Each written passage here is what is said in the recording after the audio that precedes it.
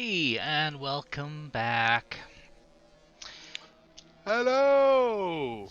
Yeah, Happy New Year! happy New Year to you guys. First stream, new year, new opportunities, new horrible things. It's probably gonna grow out of the screen in front of me. We Yeah?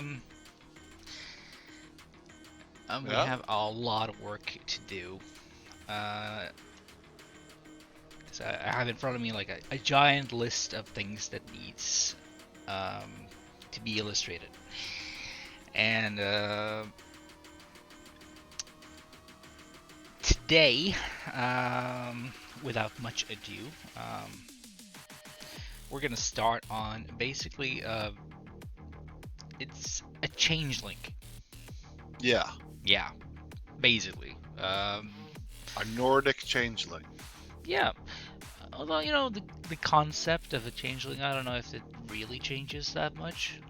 But no, most people know more or less what it is. Like shapeshifter. It's definitely one of the things that can pop up in your path when you're playing Gears of Sealening. And Yeah?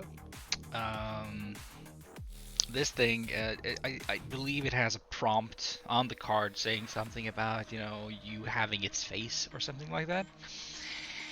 Yes, it does. Yeah. So yeah, we're gonna try getting into this thing, and I'm gonna have to challenge some inner horror expertise to get this one done, I think. So Oh, we like horror. well, sort of. I mean, I do like I do like the odd little scare and whatever. Um, but yeah. Oh yeah. Some of you might have noticed we have now redubbed our stream into random encounters because that's more or less what we do. It's pretty much random.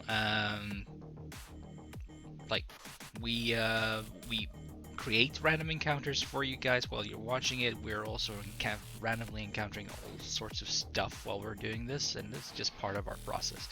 So it just Yeah. made sense.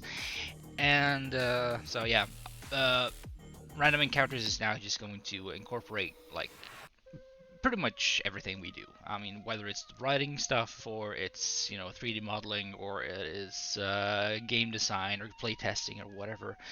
You know, it's a huge complicated process to try to do what we do, and we're learning while we do it. So Yeah. yeah. Now let's see. How the heck? So we're going for a changeling, and in Norwegian, the name of this is Bytting. Mm, yes, but thing. Yeah.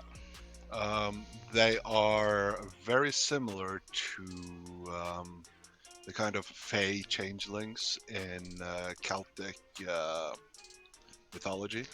Yeah. And kind of like doppelgangers in a way. Uh, yeah, In a but way. in a way. Although, Not like the D&D version of a doppelganger, but no, but it's basically like it's a fake creature.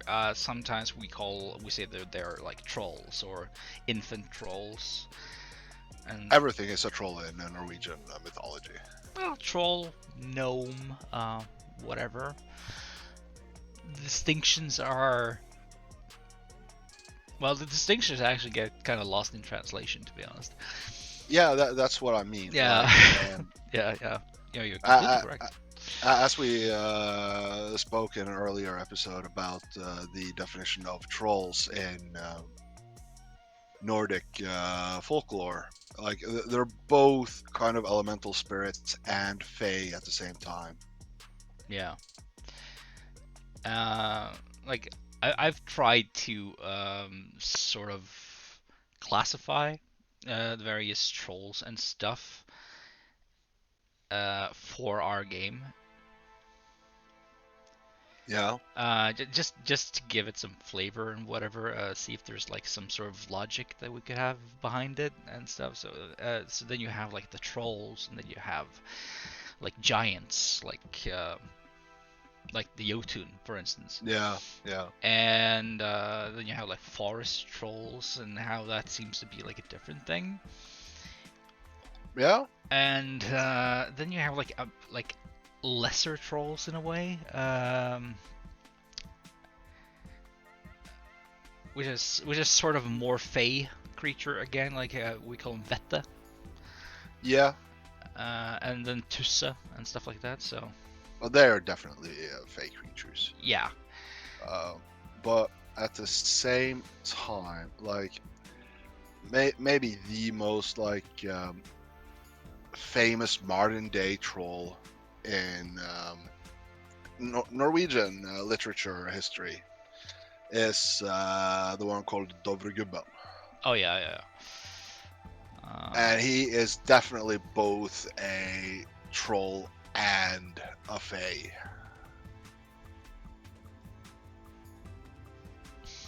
He's like the king of the trolls, king of the underground.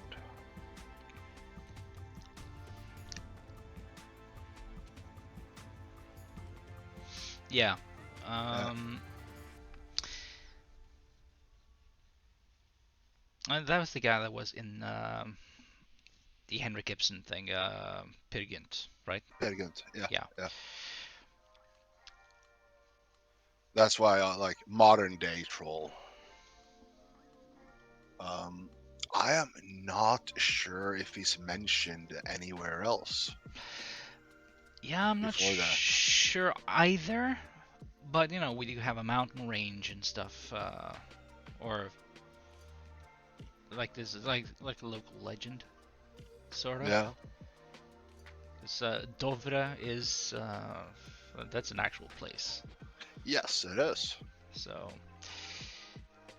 It also it kind of has its own like national motto and shit. Until Dovre falls. yeah, which is basically like when hell freezes over, more or less. I think. Yeah, yeah, Like basically. Okay. So I'm just trying to just ad lib this character now. I don't know why, but I'm sort of channeling a little bit of, uh, you know, Edward Monk's Scream into this. Yeah, it's kind of like a buff version of Scream. Yeah. Seeing by the proportions here. Oh yeah, no, the Scream guy is like super thin, kind of ghostly. I mean, I might take it down a notch. I'm not sure.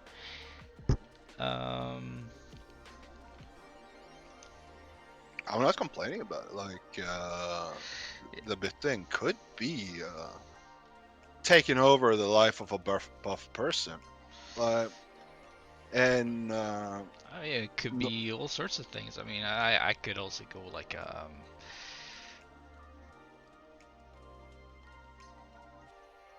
kind of, I don't know, transgender route in a way. yeah, Like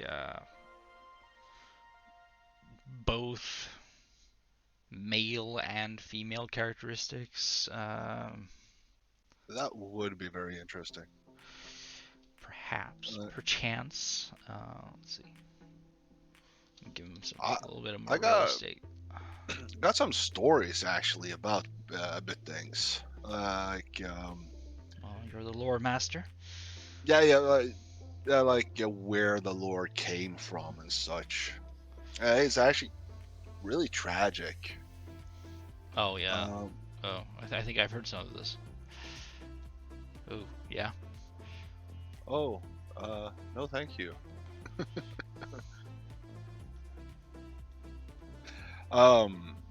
Yeah, because the way in Nordic folklore that Byttings were kind of a way for like the trolls and the fae to get into human society by kidnapping babies and switching them out with their own babies, and that's where like the word Bytting came from, because it means to like switch something up. Yeah, it's been changed. It's been Yeah. changed out by something else. Yes. Yes.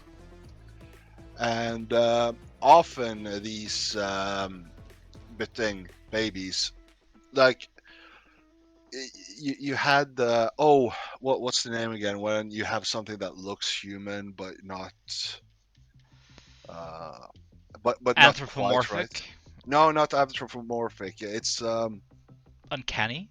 yes, the uncanny valley. Ah, yeah.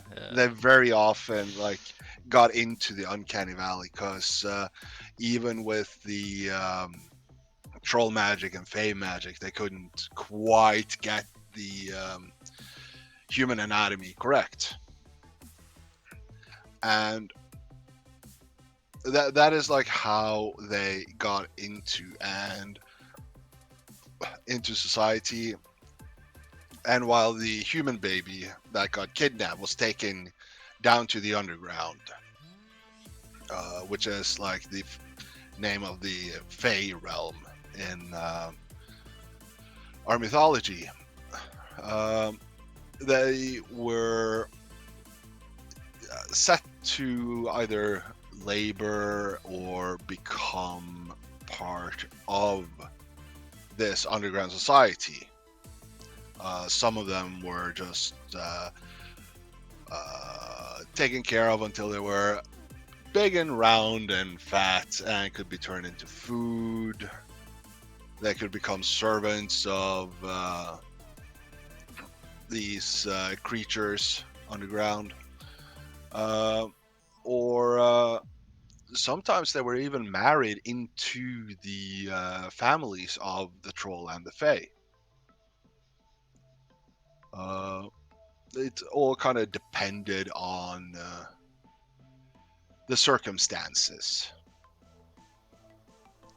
Now, the Bytting children that were left with their human families, on the other hand, were often described as very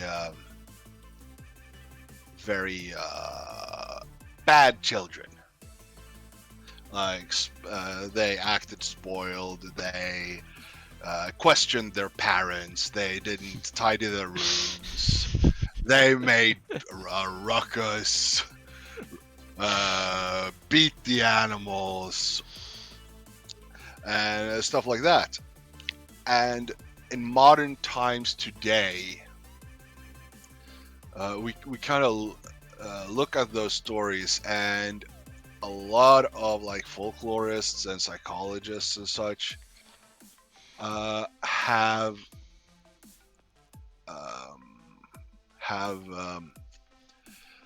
theorized that the Byttings were just special needs children. Yeah. Children born with autism or other birth defects, um, syndromes like, for example, Down syndrome. And that is, it was easier to explain it as something magical and horrible had happened to your family rather than the circumstances of the birth, alongside the lack of knowledge about such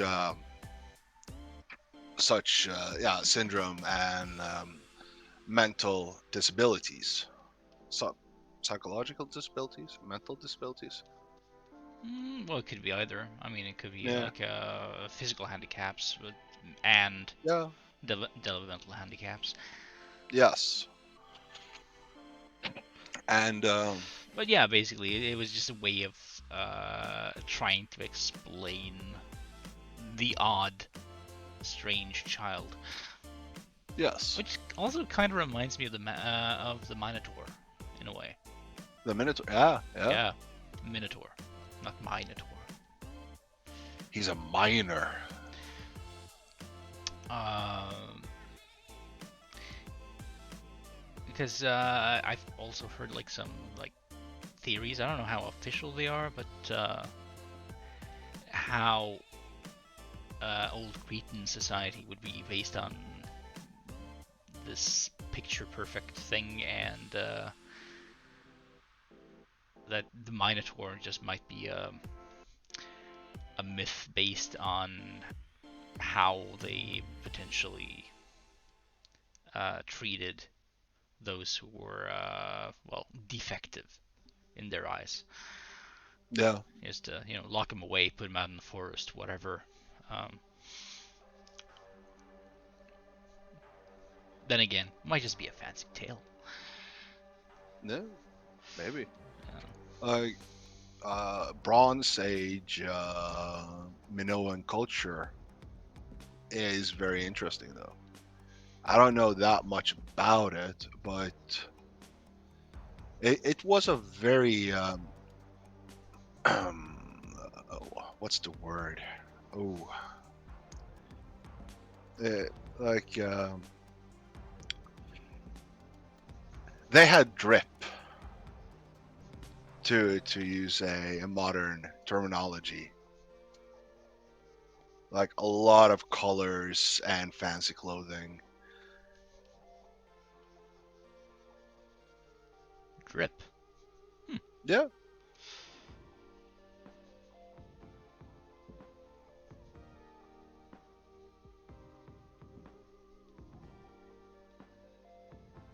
This sketch is starting to look good, though. I really do like the scream pose. It does seem kind of painful to be this person. Or thing. Well, if he or if it is this creature does is able to change its physical appearance, I would believe that would be painful, though. Like think about it. If you're changing your face, you're basically changing the structure of your skull. Yeah, your skull, your organs, your, anything. Unless it's created in such a way that, essentially everything is just based on plates and stuff, and it just moves about freely. Or Yeah, or if it's actually, maybe it doesn't even have anything like a normal internal structure like most animals and stuff do. Maybe it's more gelatinous in nature, maybe like a maybe like an octopus, like a cephalopod. yeah. Or maybe it has a baby skeleton. Oh yeah, maybe it's all flexible. Yeah, yeah. Or it just could be that it's just cursed. I do like the idea of it just being a cursed creature. This does feel like I'm creating a cursed image. So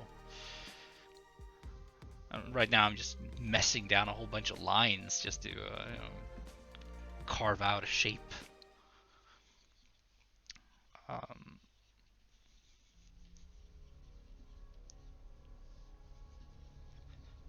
Looks really good, though. Like, I'm looking forward till we get to the point where you're starting to block out some colors and. Yeah, I mean that's everyone's favorite thing. I mean, it's starting to block out the colors, getting the actual shapes in. Yeah. Then you start with the shading and start, having it pop out of the page a little bit. Then then it gets really cool. Get that tortured expression properly out. Yeah, I get all the wrinkles and how the skin has been stretching and yeah. And then it's a young Macaulay Culkin. We're very sorry, Macaulay Culkin. No. No. He's doing fine. I just feel he's taken enough shit. Okay. Ah, I didn't mean to like no, as a absolutely, bad thing. absolutely not. I just sometimes just feel like an overwhelming sense of, um, well, sympathy for some people. I was like, oh, well, All right. Yeah. there's no reason for it. It's just sometimes like, okay, he's a child star. Okay. Yeah. And sometimes I wonder, like, do you ever want to distance yourself from what actually made you famous? That is a good question. Like, Good Girl is horrible to watch. Really good movie. Really good movie. But oh, that's painful. Good girl.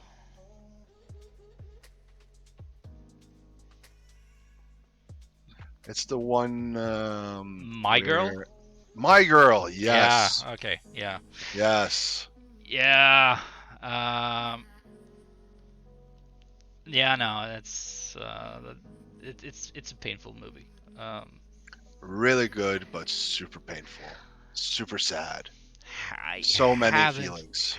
haven't watched it in years. Nah. I mean, like since I Don't. was a child, I was probably like the same age as the kids when I last time I saw it. Same age as the kid with cancer. It was cancer, right? Nah, I thought it was bees. Yeah.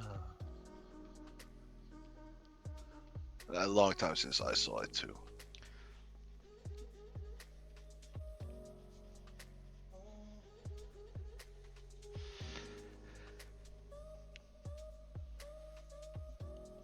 Kind of looks like one of my Call of Cthulhu characters when I put on that mask. Probably how he felt. Died of a heart attack. Yeah, heart attack or stroke or whatever. Combination of every one of those things. I mean that character, he died simply because there was no logical reason why he would be alive. Because he lost like I don't know, 90 plus. he lost like 50 sanity in one go. Oh no, it was 90 plus sanity. Are you fucking kidding me? I am not Oh fucking wait, what? kidding you. Oh wait, because you didn't have 90 sanity when you did this, but the total sum of lost sanity was 90. Yeah, he basically met Shub-Niggurath. In person. Well, yeah, in a way, yeah. In a way. Yeah. Like In the psychic way. your mind was definitely in the same room as Shub-Niggurath. Yeah. Oh yeah, yeah. Oh. Yeah, no, it was terrible, and the keeper, he was trying to keep you alive. No. He was giving you every chance ever just to see if you could survive this. It was like he made up extra rolls to see if you could like save your ass, but it's like nope. No, he was fated to die. Yeah, I mean it was like whatever you rolled, it was just cementing his fate. It was like, yeah, nope, this is it. It's the way it should be. It was quite something. And it prompted some really good role playing for everyone, and Yeah, it really like set a theme, an arc. Yeah, it basically set the tone for the rest of the campaign. Yeah, it really did. I mean, it was like one of the big linchpin moments that defined like a lot of the characters. Yeah, it didn't help that we were playing brothers at that time. No, we were like estranged brothers too, which have Yeah. just started to kind of find like a common ground for once, and like relationship-wise, our characters were probably in a very good place. Yeah, And then we're doing stuff together again. Yes, and you know, actually had like the same purpose and everything, and then just that happened out of the blue, and what Yeah. became what was like originally just a sort of like a slightly joking moment. It was definitely we had just like gone through a secret cultist room in a museum, stolen a bunch of shit, and we were like high on Yeah, high on ourselves. Just they're not so like, look at me, I'm just taking this mask, putting it on, dead.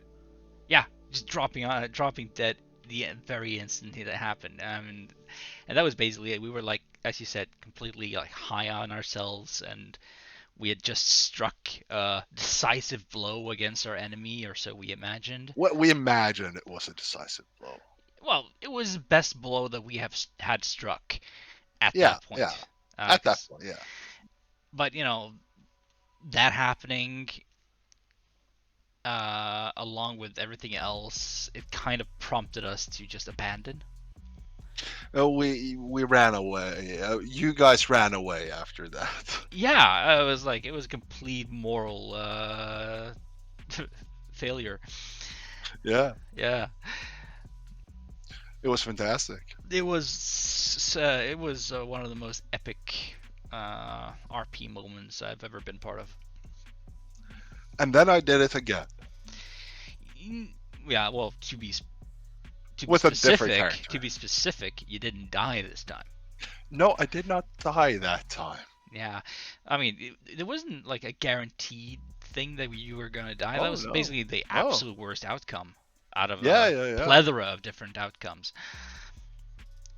But yeah, you did it again. This time with his uncle. Yes. Yeah, because we played it all like a dynasty. Yes, we did. Yeah, family dynasty with some other people who were not named Tombs as well. Like the majority of people were not called Tombs. It just made sense for me and Tor to just follow in that general route. It was really fun to play this like cursed family. Yeah, it was, and Not that they were cursed, but it turns out they were. That was the fun thing. It was like the emergent story. yeah, We never planned on it, but it just so happened that they turned out that they were pretty much cursed. yeah. And I even played like a solo session where I played their dad, because it was the intention that their dad could come into play as a backup character. Yeah, yeah. And the intention of the solo session was basically just to establish what had happened, what he knew, etc. Why he was gone. Yeah, those things. And yeah, it didn't turn out exactly how the GM wanted at that point, because I played him in such a way that he was very careful and kind of logical, and thus he didn't exactly seek dangerous situations when he could solve it in other ways. His brother, though, was a big dumbass himbo. Himbo? Colonel Tombs was a himbo. I didn't catch that in play. He was big. He was a nice person. He was a big, nice person who did really dumb stuff. Because he was like the old type military hoorah kind of dude. Hey, thought, should I give this person a third arm? Ooh. Just like a like little shriveled up little thing that's like, yeah, just hanging there like a little useless wing underneath his other arm. I'm sorry, their other arm, because We Re- do not know if there is a I gender. yeah, I don't really know if there is a set gender for this type of character No, me ever, neither. really. No, I mean, even if it looks like a woman, it might just be because that is what it needs to look like at the moment. it's fluid, Yes, if anything. if indeed anything. Agender? Is that a thing? I don't know. Like, is there like an honest and like, well, honest is probably a wrong word, but it's like a true gender identity for these things, or are they just pretending?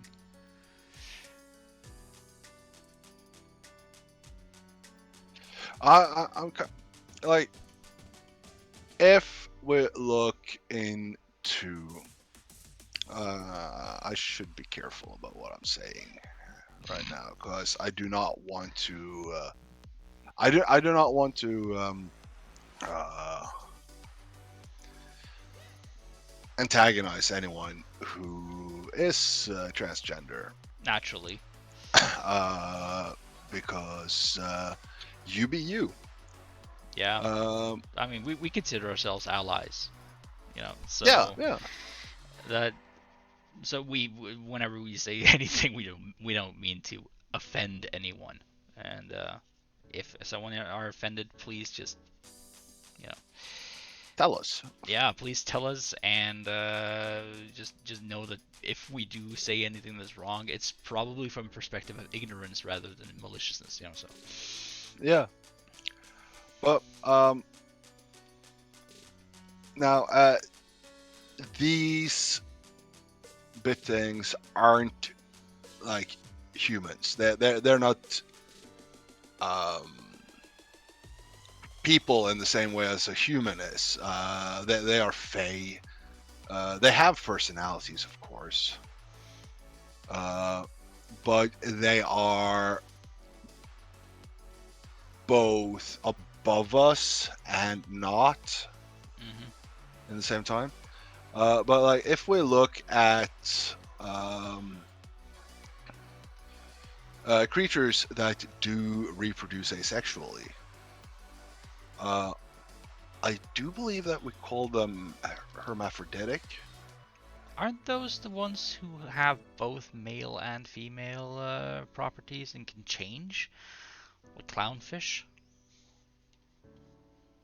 That is possible. I would not. At the same time, I don't think that they actually they're not male and female at the same time, but more or less they change from male to female depending on whether or not their immediate environment has any of the opposed genders, so that they could lack reproduce. thereof. Yeah. Bit unsure on that one. Yeah. Now remember, we do not Google anything during these streams. Oh, thanks for reminding me. Yeah, the only thing we Google on these streams are potential references. Everything else is on top of our heads. And so yeah, never fact check us. And always fact check us. Yes. Always, but never. Because we're always right, obviously.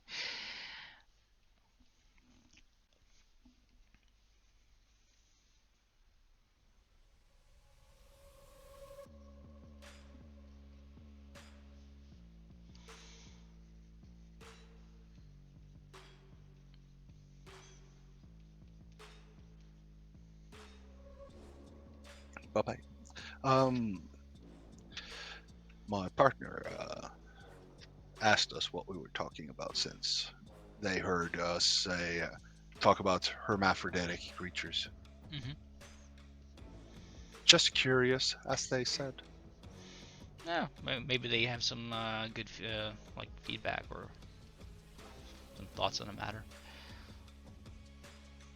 No, not really. Oh, okay, right. Just curious. Just They're curious. they're just fine with watching us dig our own graves and sit back and enjoy the show. Yeah, that's Yeah. cool. That's cool. Yeah. It's how it's supposed to be. It is. Okay.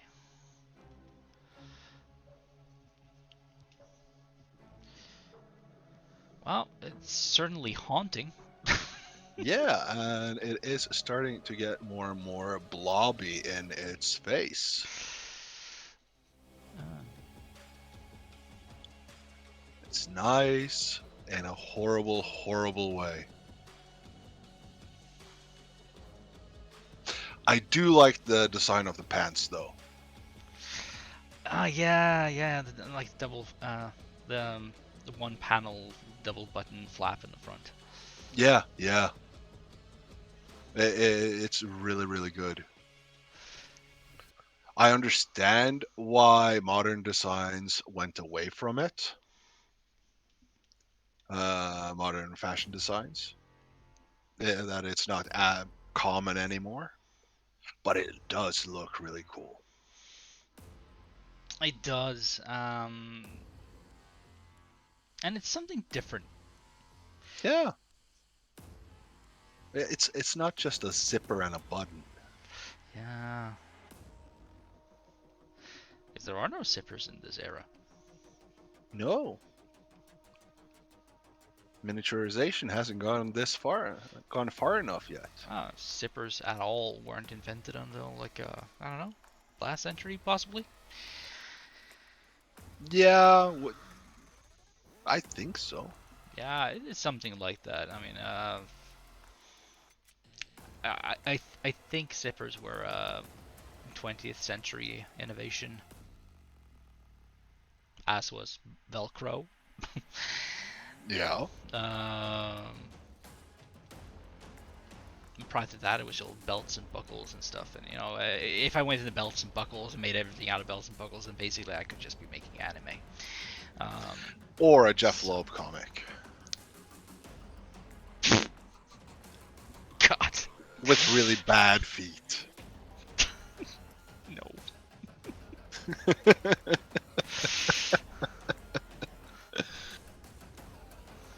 This is how you hurt him.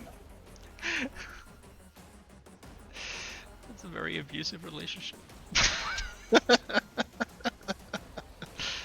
I'm blinking a lot for help. Well, you haven't done it.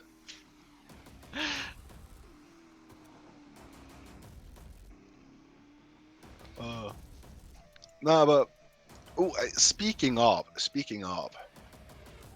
I finally sat down and watched Arcane, the League of Legends animated show.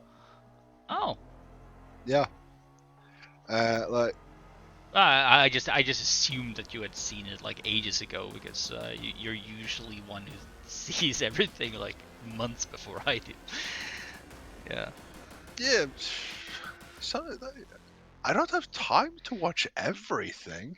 Now I mean that is completely logical. I just assumed that you were omnipotent and could do these things, but it was like yeah, whatever. Yeah.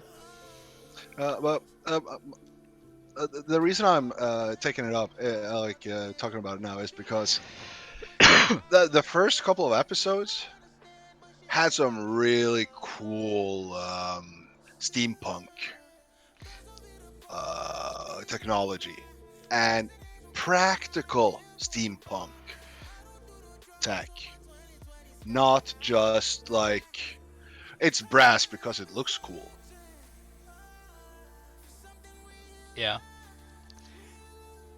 No, I mean, I generally just love that animated show. It's really good. It is amazing. It is some of the most wonderful goddamn things I've ever seen in terms of 3D animation. Yeah. It's just so ridiculously beautiful. And even though it's really bleak, it's not monochrome. Oh, not at all. No, it's actually vibrant. Yeah. In its depiction, and it is just so painterly done. Everything, you know, the texturing, the characters is just it all, and just the sceneries and the background, the atmosphere, everything is just so pristinely put together, and I just absolutely love how they did that. I'm not a fan of League of Legends Nah. at all. So it's just seeing Arcane like League of Legends was like, oh, okay, yeah, okay. I'm immediately skeptical, and that was just washed away in like 3 minutes. I was like, I think I just spent the two first episodes just gawking at how absolutely beautiful everything was. Yeah, like they didn't even need to have League of Legends in its name or use the specific characters from that game. Like the story in itself was so fully fleshed out that it was just a good story. Yeah, but it's like they did use characters from the game, of course, but it's like they didn't just do that, and they didn't use the series as a crutch.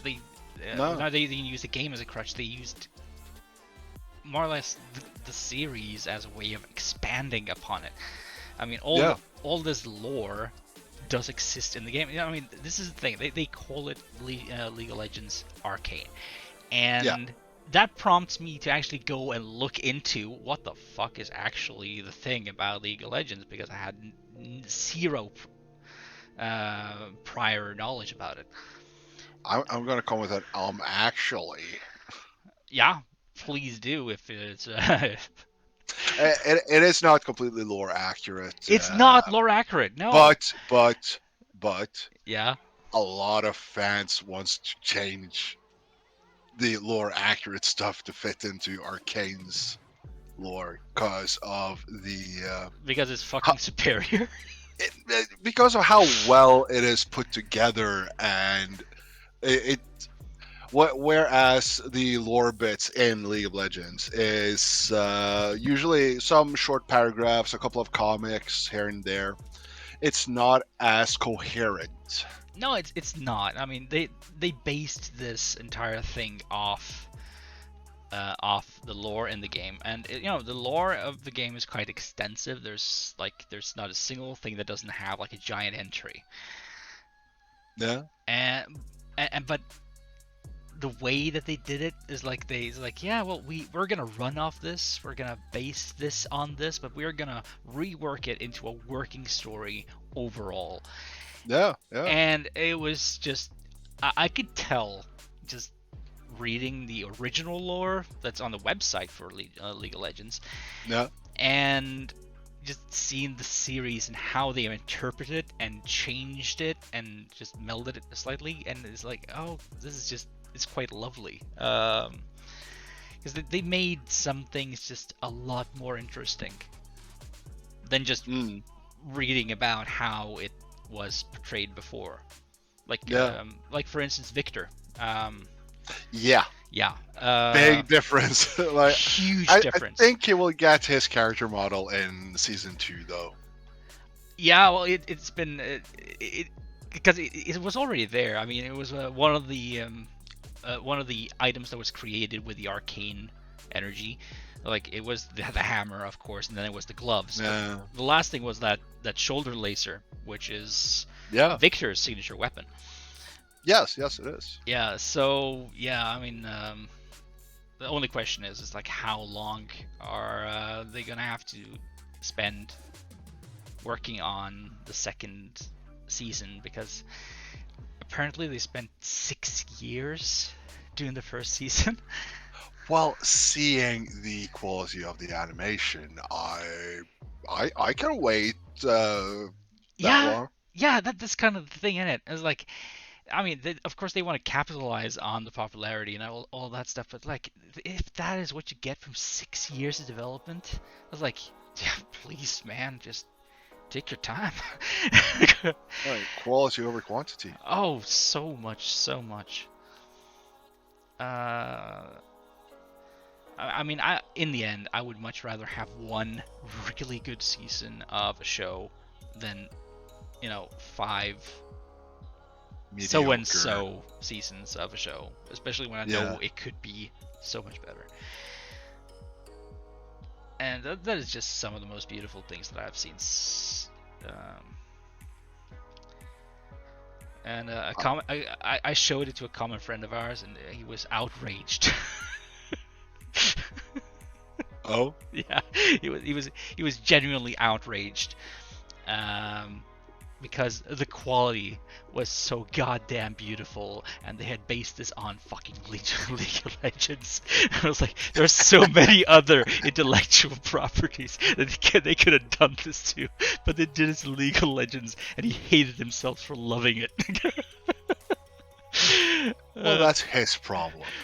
Yeah, I just really enjoy that genuine gut reaction, like the complete honesty behind it. Like, yeah, because that is very true. Yeah.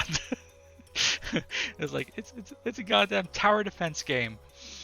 It's not tower defense. It's pretty much tower defense. I mean, I say this, and I'll probably get way more flack from saying this than anything I say about this thing right here being. Oh yeah, but Yeah. But yeah, no, but to be fair, League of Legends is one of the big games in terms of esports and stuff. yeah. Okay. Even my niece is getting into something like it. I used to play it, but mixture of not really being good at it and a toxic community just made me stop. Oh yeah, that's pretty much what kicks me out of any interest that I have. Artwork though, really fucking good. Yeah. Character designs, really, really good. Yeah, it's top notch. I'm just waiting for my the characters that I used to play to show up. Yeah, I see. I since I know nothing about the actual game and stuff. I mean, I know that there are various heroes coming from various regions and stuff like that, and the show only, well, mostly anyways, revolved around those two twin cities. Well, the twin cities basically. Yeah. Zone and Podunk. Not Podunk, but yeah. Yeah, and so my knowledge is as limited as how much that show chose to show me. But yeah, no, it's that show is a treat. It's a goddamn treat. Yeah, it is. While I'm waiting for Spider-Man Into the Spider-Verse 2. Wow, that's another treat. Oh. Yeah, like speaking of some of the best animations you've ever seen. Yeah. Yeah. Oh man. No, I love the first Spider-Man animated film there as well. More than I should be allowed to love something animated, but I sure as heck do. Well, we're both comic book geeks, and we love animated movies, and they made an animated movie that felt like a comic book. I just love the dramaturgy or the screenplay of that movie, the way it mirrors itself and it brings up themes and everything. It's beautiful. Because you kind of see like how the movie begins is sort of how it ends in a way. Yes. Which is a lovely sentiment when it comes to Spider-Man, Very, very. To be a bit more lowbrow. Yeah. It has one of the best onomatopoeia I've ever seen. Bagel. Yeah, that's the kind of onomatopoeia that I would have chosen to use when I make comics. it's just so perfect. I love those, the nonsensical. No, but what sound does a bagel hitting someone in the head make? Now it's that.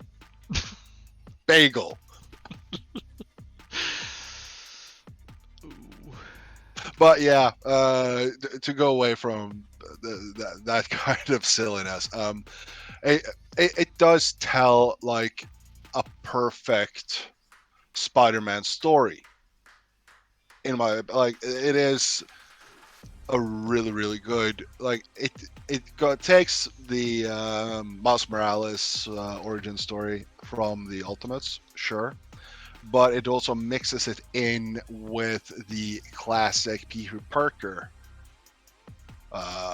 origin story, um, with regards to Miles Morales' uncle, the Prowler, Mm. and how he, as a bad guy, is able to instill that feeling of with great power comes great responsibility without even saying it. Yeah. Um. I think that what he says is, "You were the best of us," or something. I don't remember the exact wordage, but yeah.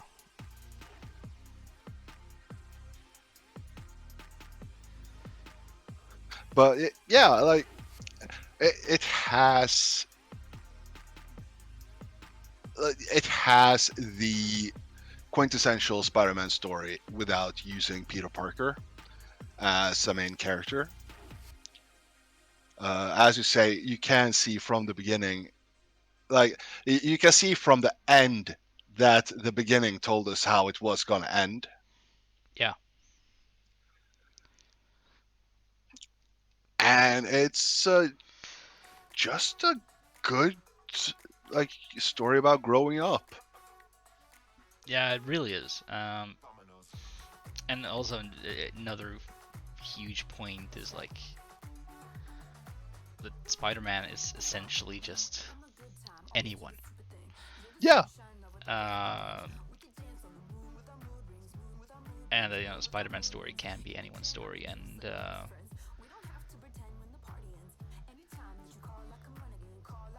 every single Spider-Man that was in that movie had basically the same story.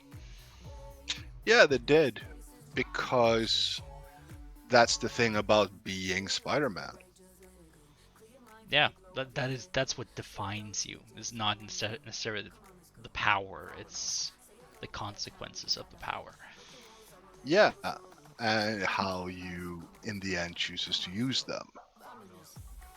Um, uh, I'm a big Spider-Man simp. I love Spider-Man, favorite superhero, because of that thing. Like, anyone could be Spider-Man. By the way, that word is not allowed on Twitch. It's not. No, that's the S word. Oh, okay. Did not know. I wonder why. I understand why it is. It's not allowed. Something about toxic environments. Something about that, yeah. Oh wow.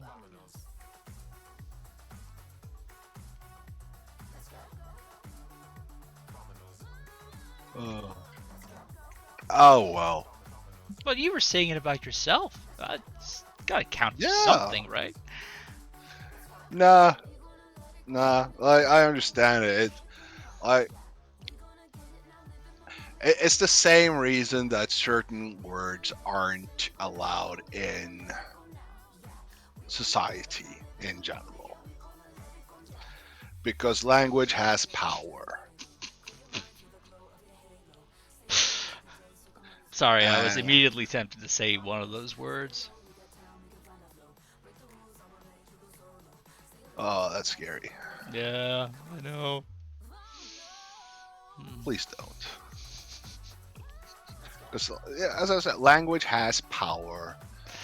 And when certain words become too closely connected to certain meanings, it it breeds that type of misuse. It just continues to get stronger and stronger the more it's used. Yeah, it gains momentum. Yeah, and when it gains momentum, it gains the power to change society towards that meaning,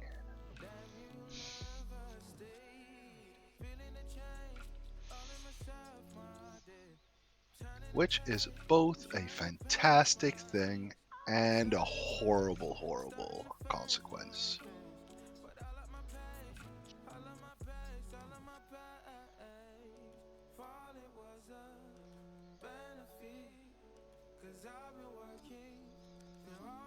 Oh yeah, you did go for that idea I had.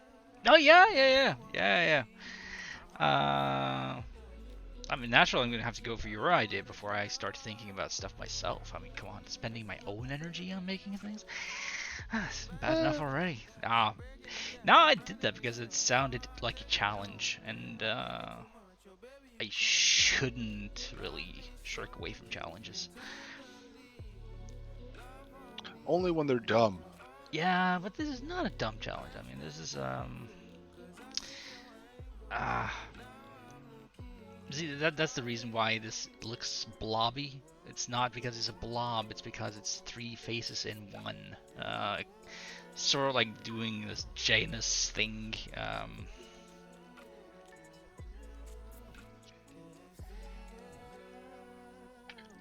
Yeah. Janus, didn't he only have two faces? Yeah, he had a he had a much easier deal. Two faces, one head, one on each side. This guy, however, is like, oh look, yeah, I got 6 eyes and 3 faces. No. Uh, it's really confusing. Man, sometimes I wonder like what a creature with more than 2 eyes would see. Oh, that is a really good question. I mean, there are some birds like they're prey, of course. So Yeah. they have their eyes on the side. Yes. So but there's one specific species of bird that basically has 360 vision. Oh. Yeah. The eyes are placed so far out on the skull on each side that they actually see they have an overlap on both the front and the back of their heads. So they see in 360, and I'm like, how is their minds like made to process a 360-degree image of the world? Uh, They also only see the world in 180p though.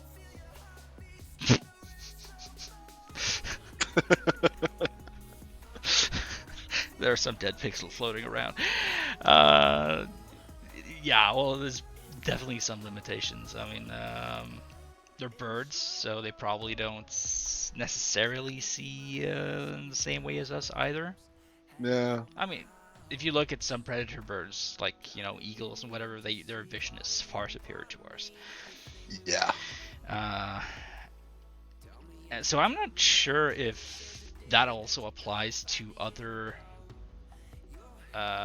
bird species that aren't like the super predators, but I don't think so. I like that is like that is something that they have evolved to because of how they hunt. And we do know that most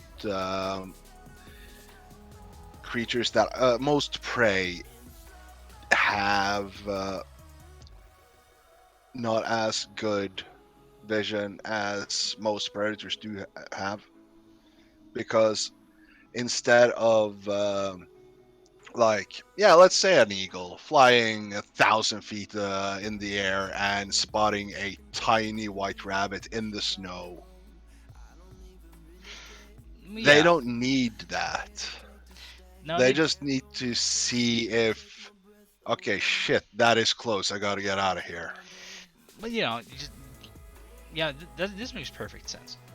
But on the other hand, just because you're a predator doesn't mean that you also get all the benefits. I No, mean, no, no. like for instance, cats. Cats are all of them long-sighted. They don't see Yeah, shit up close very well. no. Um, which which makes me think also that's probably why they kind of like us, Yeah. because up close, if you kind of like just squint your eyes together and you look at a human, and then you look at a cat. I mean, their general facial structure is kind of similar, so there's like, they might just generally think that we're kind of very large, retarded cats. Um, of course, it does help that we are giving them food freely, so that's the retarded. Does help.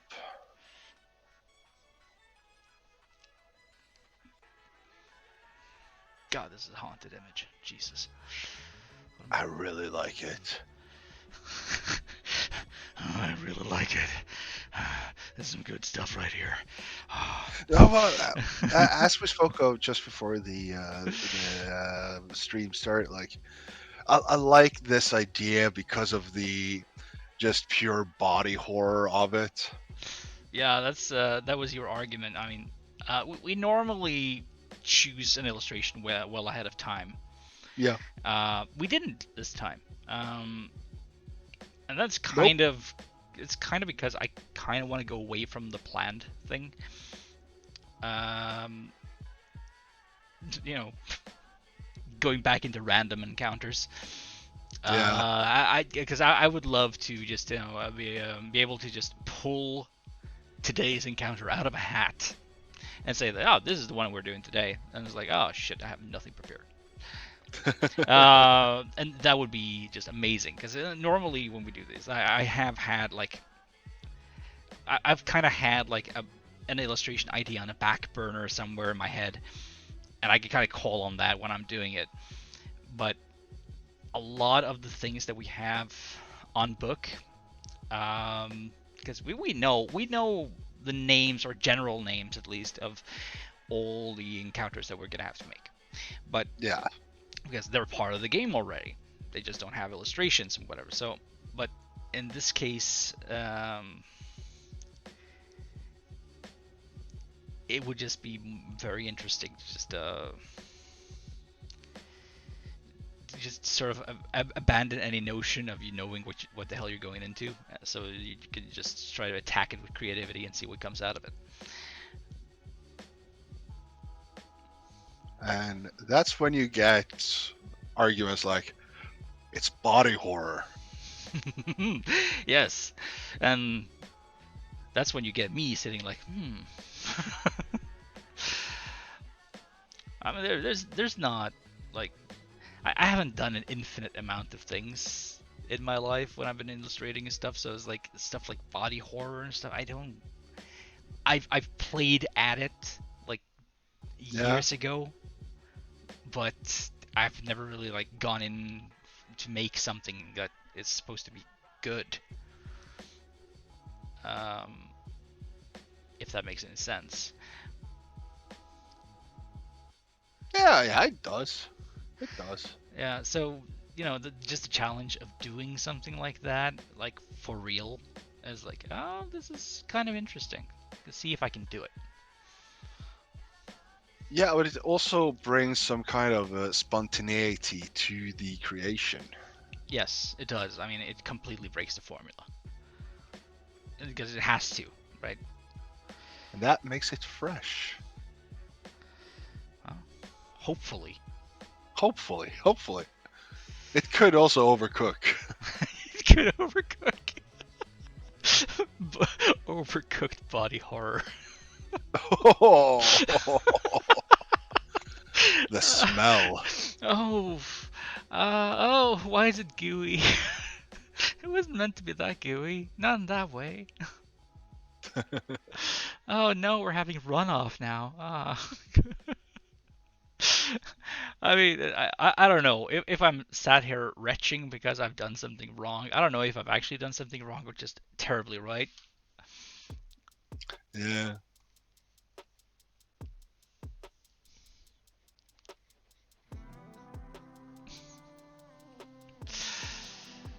Uh, By the way, how does it look on stream right now? it looks really good. I'm staring at it and staring at it and checking the music now and then to see if we still have music and we have sound. That is a massive point. Because we are horrible streamers and sometimes we just completely forget about stuff like that. Yes. We do have sound, we do have music, we do have a screen. Yes. Everything is working. Hi guys, we're complete professionals. Oh. Oh wow. What are we doing? With our lives. Oh, that's clear. Like, just owning it. Yeah, well, we're gonna kind of have to. No one else want it. Like, Actually, not true. have There's you... probably several people who would want to have our lives. I'm not gonna be a bitch about that. You know, but like, to put it into perspective, have you lost $200 billion in about 1 year? I didn't think so.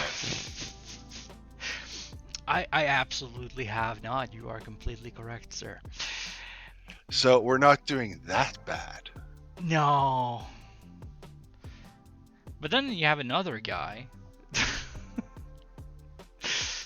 I mean, Jeff Bezos. Oh yeah, real life Lex Luthor. Yeah. I mean, that guy was the richest person on Earth, at least claimed. Not last year. Not last year. Yeah, well, probably a few years ago, but that man, essentially the most wealthy person on Earth. Yeah. Has a divorce. Yes. And comes out of divorce still the most wealthy person on Earth. How wealthy do you have to be for that to happen? I don't know. I do not think that most people are able to comprehend that like such a high number. Absolutely not. I am not. I am not able to comprehend that. Oh, it's completely. I'm physically incapable of handling, just money. Thoughts about huge numbers. And yeah, there's a reason why we're creative. Yeah, no, it's just that part of my brain just doesn't work that way. I was blessed with a graphic processing unit instead of a computing processing unit. So, yeah, maths are a goddamn mystery, and so is money, and god damn it.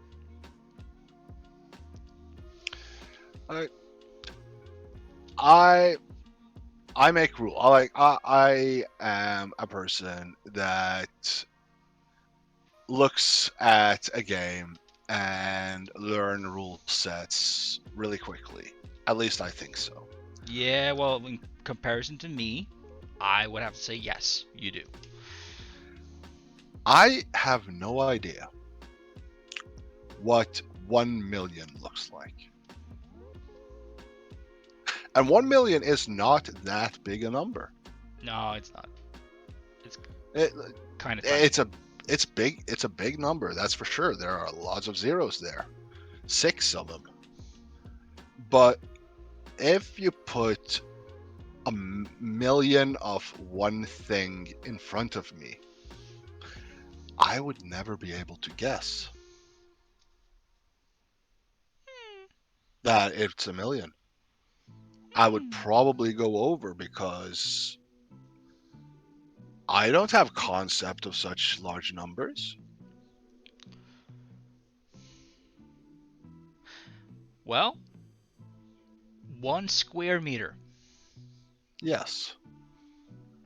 You can envision 1 square meter, right? Yeah. Yeah. 1 square meter is of course 100 well, 1 meter is 100 centimeters, which is again 1,000 millimeters. Yes. 1,000 millimeters squared becomes one. What did I say? But anyway, 1 million square millimeters goes into one measly square meter. Yeah. But then we're talking about compartmentalization. Like, But yes, that's the thing, is like you could print off that thing and then you would know that, each one of these little dots here, that is one, and it makes up a grand total of 1 million. yeah. And then you could just start, writing in little dots by hand, just to make sure that, like, you cover all your valuables and stuff like that on that little sheet, just to see how far away you are from that 1 million. Christ. I'm still not able to comprehend that. Like, I get what you're saying. As in, you understand the language I use, but the visual eludes you. Yes. Yeah, that's the problem. And this is a guy who tried to write one Googleplex when he learned about that number.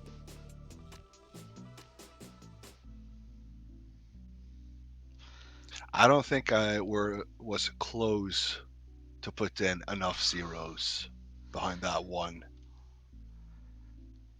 I don't know if is it at all technically possible to do that. No idea. I mean, I don't know if a Uh, Googleplex is like a fixed number or just something that's close to infinity. it is the theoretically highest number that we know. Then I'm pretty sure that you did not put in enough zeros. I'm pretty sure I did not put in enough zeros. I'm pretty sure I gave up before I even was halfway. Oh God, something tells me that even halfway is optimistic. Let's see, how does this look? Oh, that is a beautiful face right there, if I do say so myself. That is messed up. I love it. Yes, Tombs Foundry, we're here for your tattooing needs. Holy sh... I'll get that tattooed. I wouldn't. But that's because I'm weird about tattoos. I'm super weird about tattoos. How? Well, I suffer from being that type of creative that sort of grows tired of certain visual things after a while. So, and I've had that period of my life where it's like, oh, I should get a tattoo. Oh, I should get this. I should get that. Oh, that would be super cool, etc. But essentially, whatever I think of, I will be hating it within a week. So I've just come to the conclusion that I shouldn't ever get a tattoo. Unless, of course, something very terrible happens and I'm put in some sort of camp and someone just gives that to me. In that case, well, then that happened. But yeah, it won't be, by free will or anything. Huh.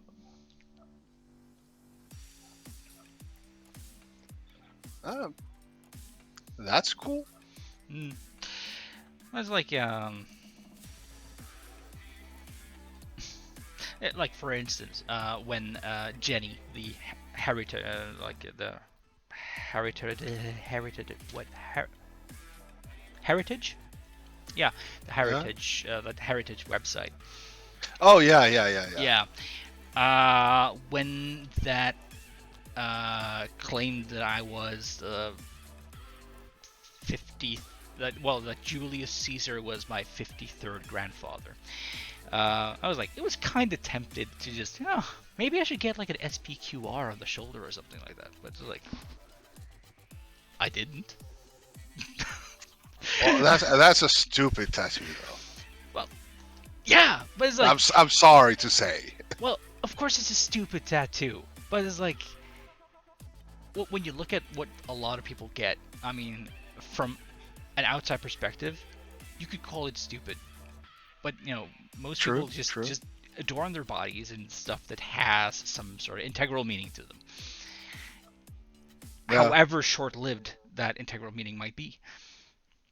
Um, but it's like at the same time, it's like I totally respect people who do tattoos and who are tattoo artists and just make this amazing living body art things, right? It's just Yeah. holy crap. uh, I could never do that myself, and No. and I might be interested in learning how to tattoo and to do that stuff, but at the same time, I would never get a tattoo myself. So, essentially, I shouldn't even think about doing a tattoo. This is kind of it just feels wrong. It's like, yeah, sure, yeah, I can tattoo you. Yeah. Oh, tattoo. No, I don't have Well, any myself. Yeah. my partner used to learn how to tattoo. Yeah, she did. Yes, they did. Yeah, they did. We got all the equipment laying here somewhere. Yeah, see, I wouldn't even touch that. They probably got a lot further learning than I ever would. Yeah, like all you need is the tattoo pen, ink, and svor. Yeah. What's that in English? Well, just pig The skin. skin, pig skin. Yeah. Yeah. Because that's what you use when you practice. And that's the right thickness, or Yeah, it's similar. I thought maybe it would be thicker.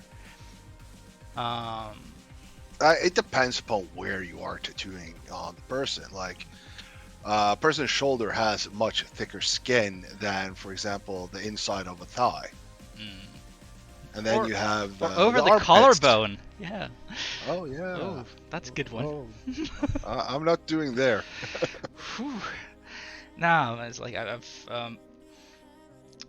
like on Facebook. I have my own profile naturally, but Yeah. I more or less abandoned my own profile.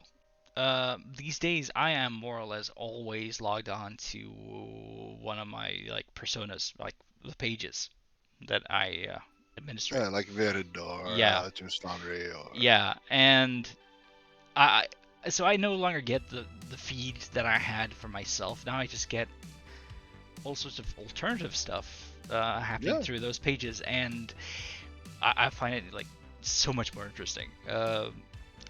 And through my weird page, I get all sorts of stuff, amongst other like a whole bunch of tattoo stuff.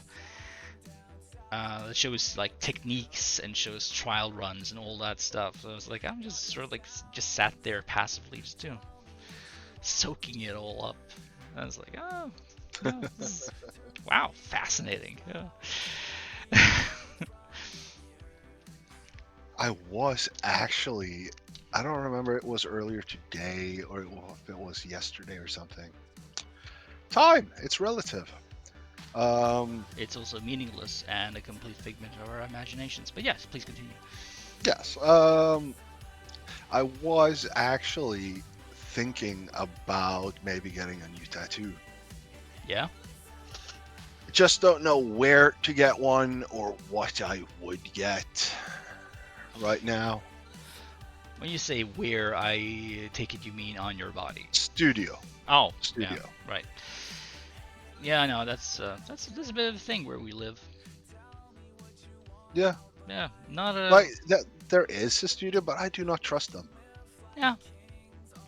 I mean, trust is like key. It's paramount to this. Yeah, like you're putting needles and ink into my body. Yeah, and whatever you bring a tattoo artist, like you want something like this. I mean, I kind of get a little bit weary when it comes to tattoo artists as well, because I know that a lot of them just get these Google image search printouts handed to them, and it's like, No, thank you. yeah, I mean, you're asking an artist just to copy someone else's work. That's all you ever do, and that's what they're expected to do. It's like, that just seems like hell. But it's like, yeah, but you want like a good tattoo artist, someone that you trust, that has like some really good artistic input and can essentially remake whatever idea you have in their own style, and it will just pop. It will be great. Like if I ever were to go get a tattoo myself, I would basically just be like that. I was like, yeah, this is the general idea. These are some reference stuff that I've been thinking about. Would be cool if it looked kind of like that. But then at the same time, I was like, yeah, but ultimately, I want like them to do their thing. Yeah. It's like, just make this into something that you'd be proud of doing. Yeah. I totally understand what you mean. I also do believe that the best tattoo artists you'll find are the ones that basically has the dingier the shop, the better.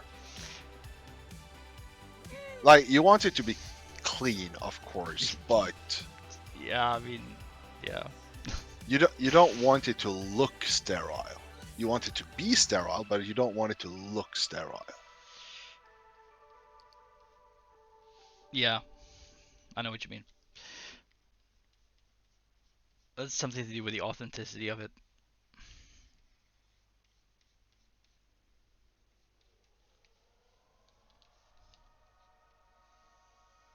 Or I just might be a dirty poser.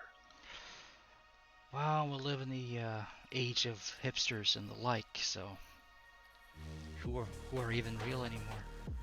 Is it all a simulation? Peter Parker.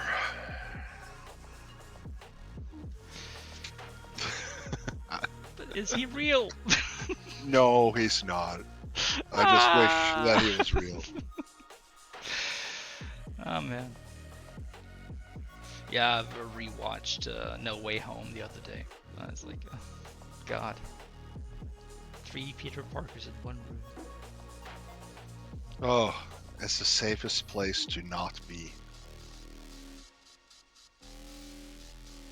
Yeah. That's true.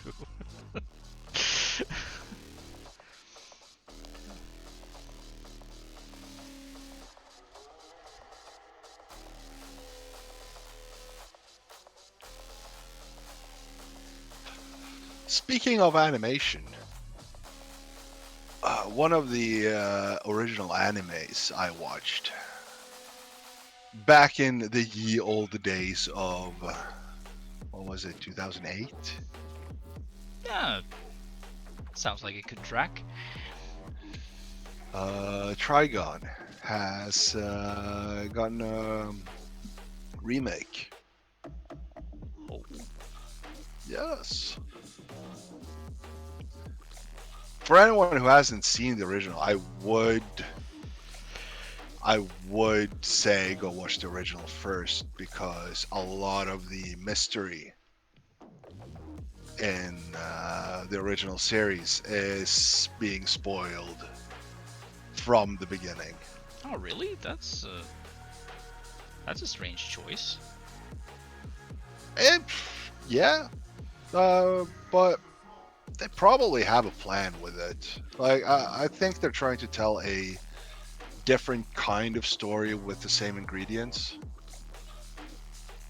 Yeah, well, that is To certainly one way to that, do it. Yeah.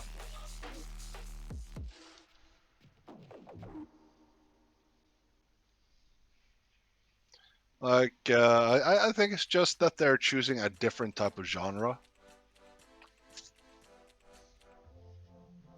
Like the original Trigun was a very like sci-fi western mystery. A lot of gunplay, a lot of silly jokes. Well, it was an anime, so. It was an anime. Yeah, I mean, an anime is Early half silly 2000s. jokes. Yeah, it's all silly jokes, really. Was it what was it 2008 or was it 98? Oh, 98 is a very good time for anime. Um, I think it was the 90s. Now that I think about it.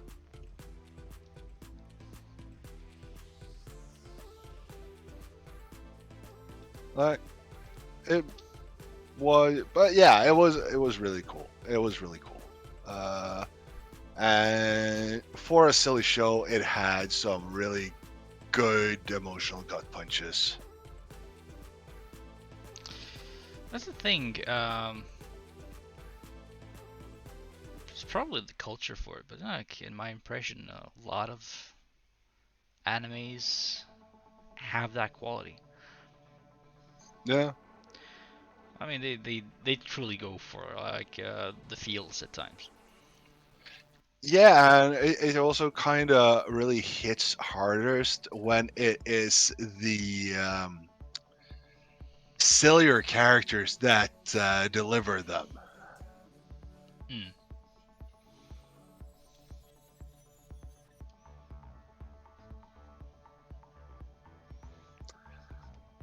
Um, but yeah, like first episode is out, and it looked good. It looked good. It's not anime. It's like the CGI type of anime. So is this Uh, Netflix or? no, no, it's not on Netflix or anything like that. I actually had to go look for it. Oh, right. Yeah, I always get a bit skeptical when it comes to CGI. That's my initial skepticism when I first saw Arcane. I was like, oh, yet another one of those. But then again, I was like,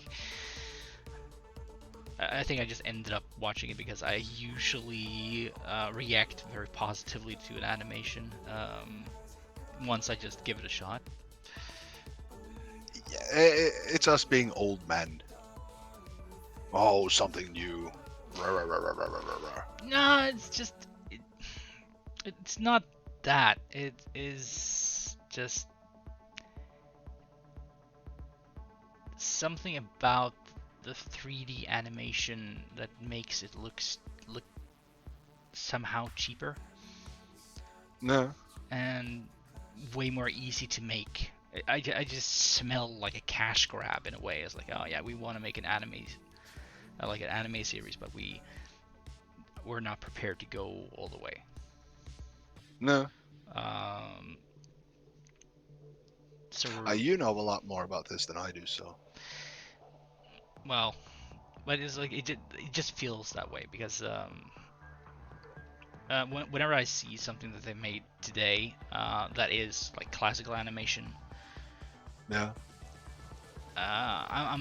I usually just find myself enjoying it a lot more, even though it can be janky and you know kind of silly and whatever. But it's just it's kind of where my headspace is at in a way. Yeah.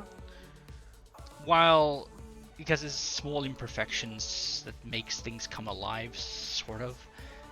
Also, I Yeah. start sitting there and I start just analyzing how they made this, and then it's like, yeah, this is handmade.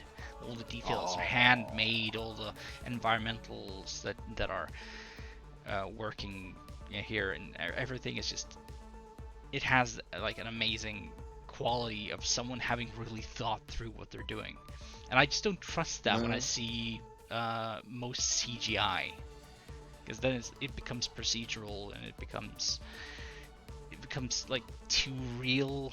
Like there's a computer doing the calculations here. You're getting the uncanny valley.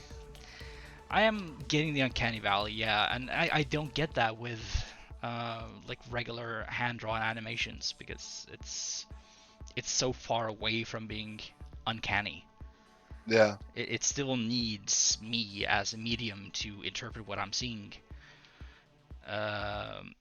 into something that's believable. Yeah. But it's like, but when I see like an anime that has been made digitally, then it's like I start looking for the imperfections that were never supposed to be there, like the perfect imperfections. Yeah. How a face is now not an interpretation of a face, but it's an actual 3D model that's been shaded in this particular way. So when it turns, it will simulate how a hand-drawn anime would look like. And that kind of bothers me. That prevents me from really enjoying it. I've still tried to. I've still watched. Not even tried. I've still watched a whole bunch of various animated series and animes and stuff. Like fully cell shaded and everything. Yeah. I just don't believe in them as much as I do when they are hand drawn.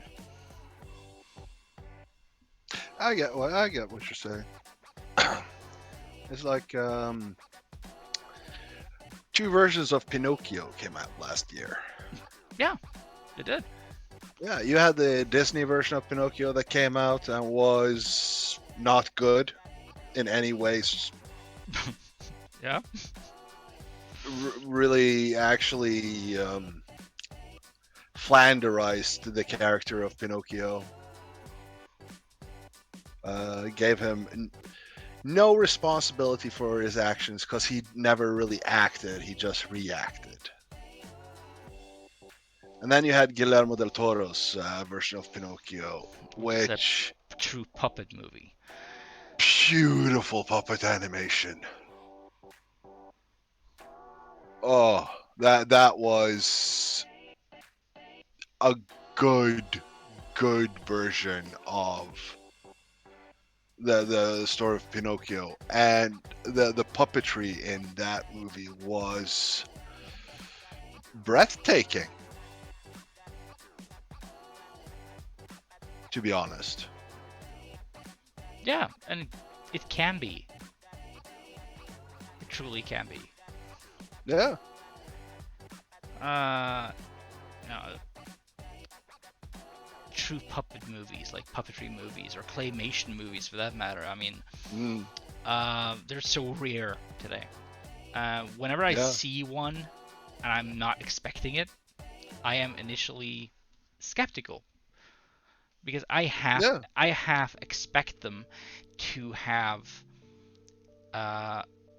simulated. Yeah. To have basically simulated a puppet movie and just made it in CGI, because they can. Yeah. And they can do it. They can do it extremely convincingly. Yeah. And and sometimes I am proven to be right, that they have indeed done this in CGI, and it just turns out that it works out that way. And then I've had to go back and say that, well, yeah, it was CGI, but damn, it was beautifully made. Because it got the same feel.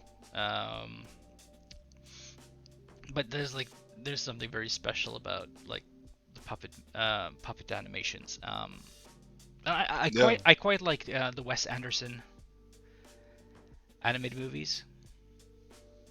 Yeah. Like the Fantastic Mr. Fox.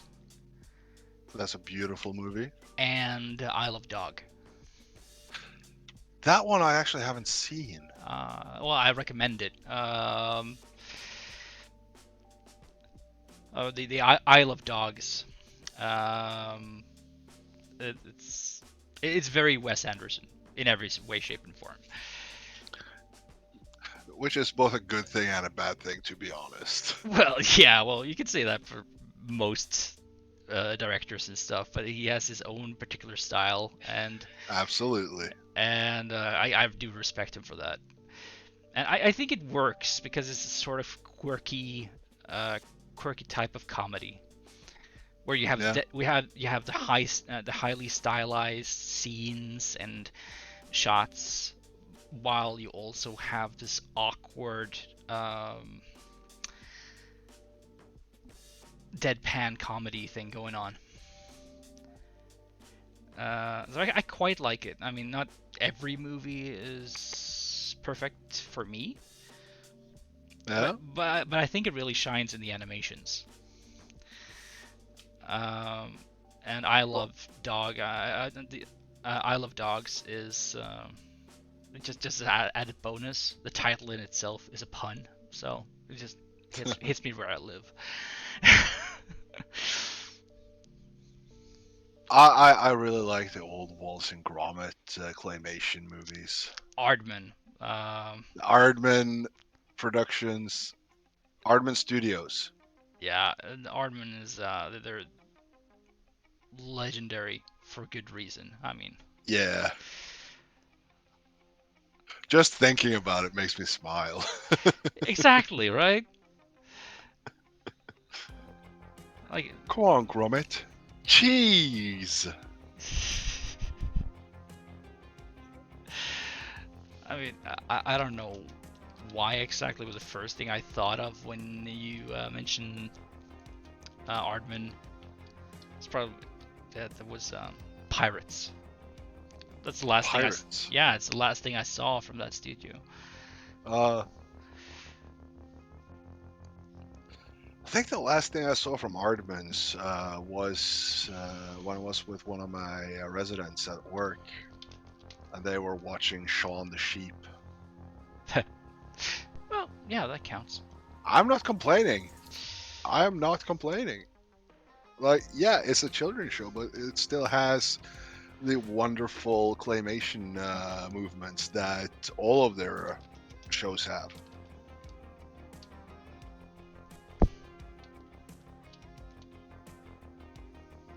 That is just horrible. I love it. It's been working out really well so far, I think.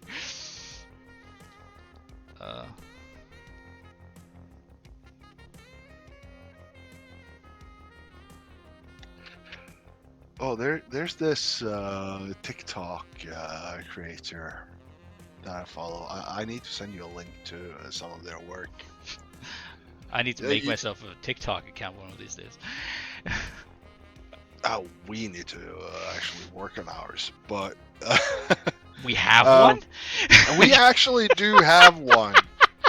I did make one for us. I just haven't been able to do anything with it. Oh God, if I ever knew this, I had forgotten it. Yeah. I suck. Well, anyways, there's this TikTok creator. Him and his friend, they get like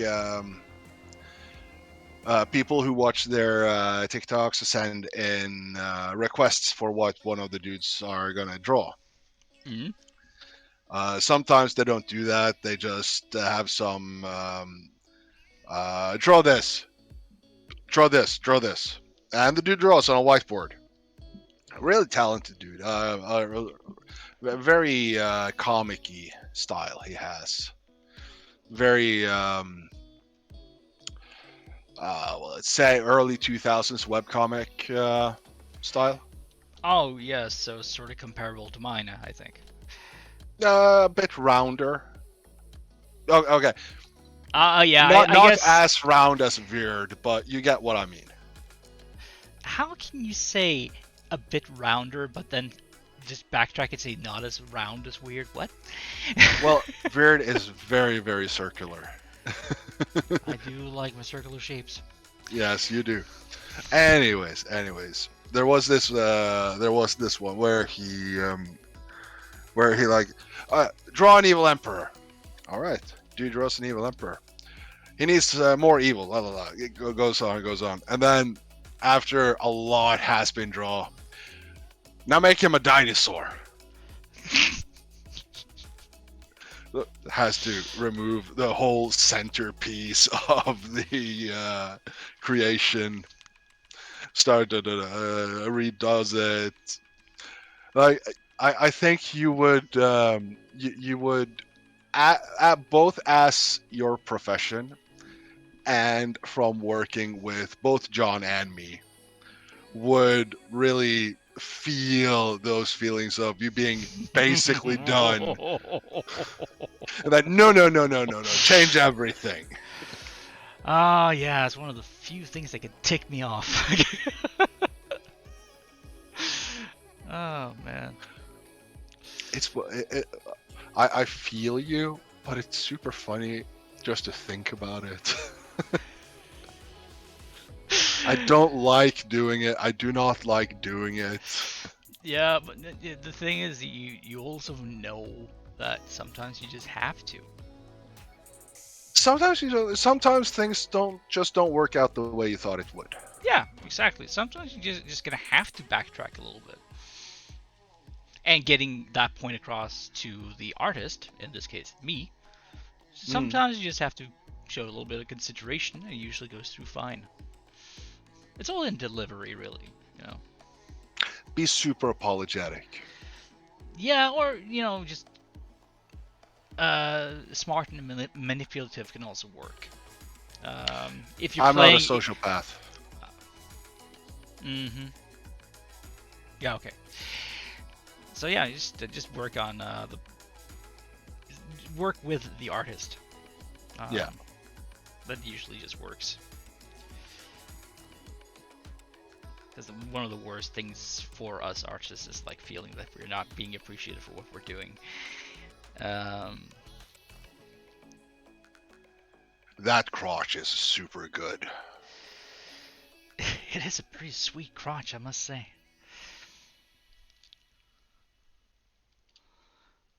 And use the sandwich method. He's on TikTok now, doing a TikTok dance.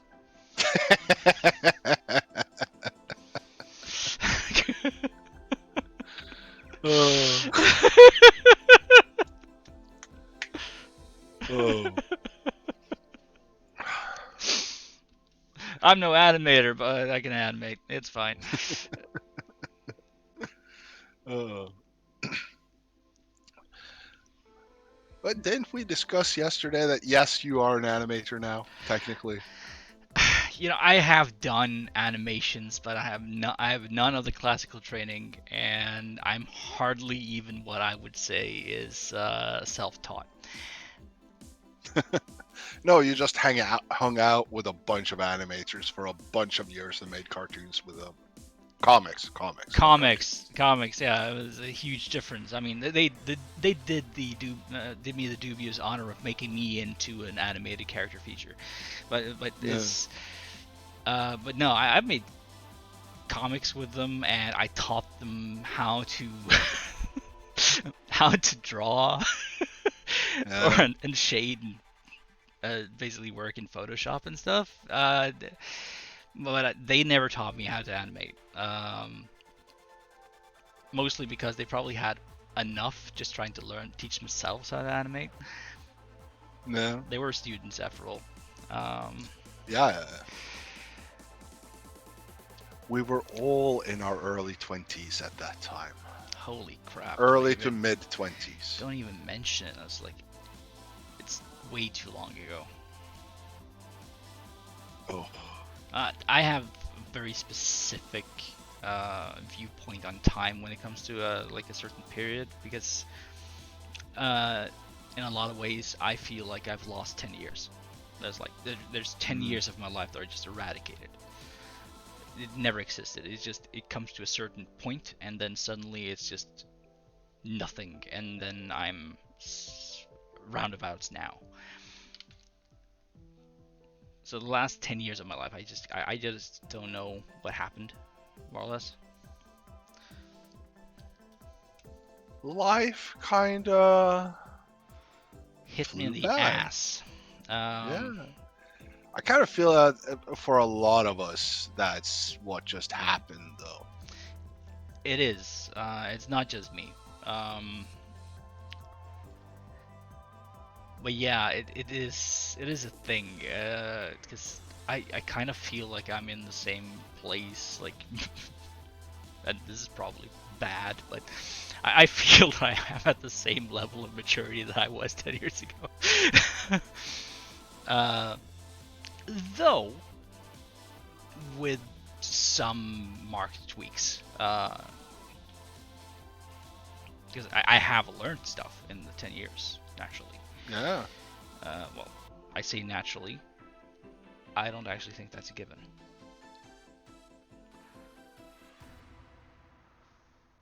It is. It is. As long as you are able to.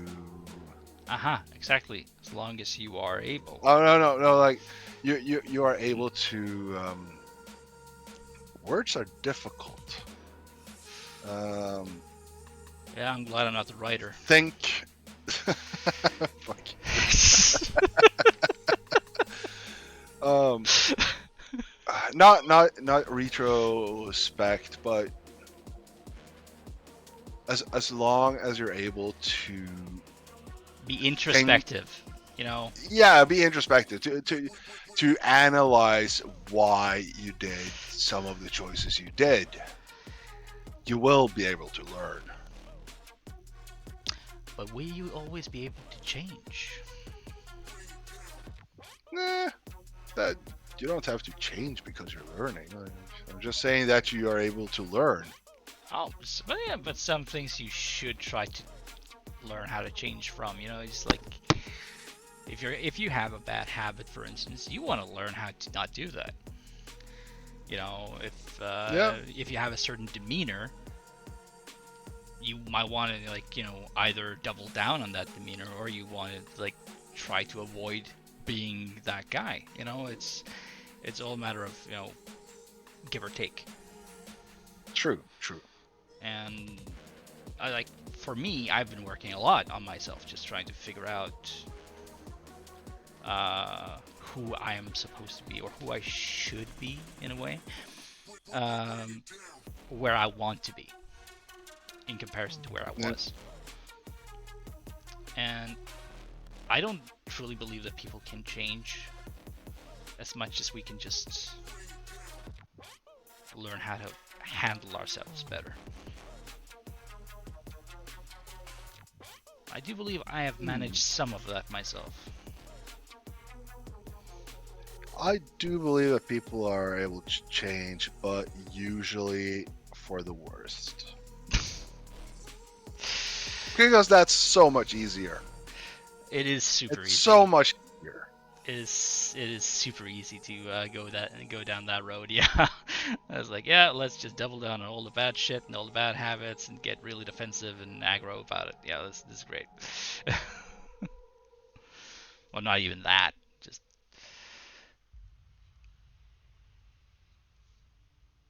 It's like you know Eirik. yeah. Yeah. Uh, we when we meet, he doesn't live here anymore, so it's like, you know, once or twice a year when we meet. We usually end up having some kind of silly philosophical discussion. Well, yeah, he's addict. Yeah, and I'm me. Yeah, this is super normal. Yeah. Uh, but like, me and him have two completely different viewpoints when it comes to the concept of free will and fate. Okay. Not as in a religious question, but as in the question about predeterminism. Mm-hmm. I believe that because the universe is the way it is, we do have free will, and if it was possible to time travel, you could change the past, or you could change what you did in the past without any extra knowledge, just because the universe is fickle. He, on the other hand, believes in that if we did that, you would do the same thing time and time and time again, because that is how it has been written.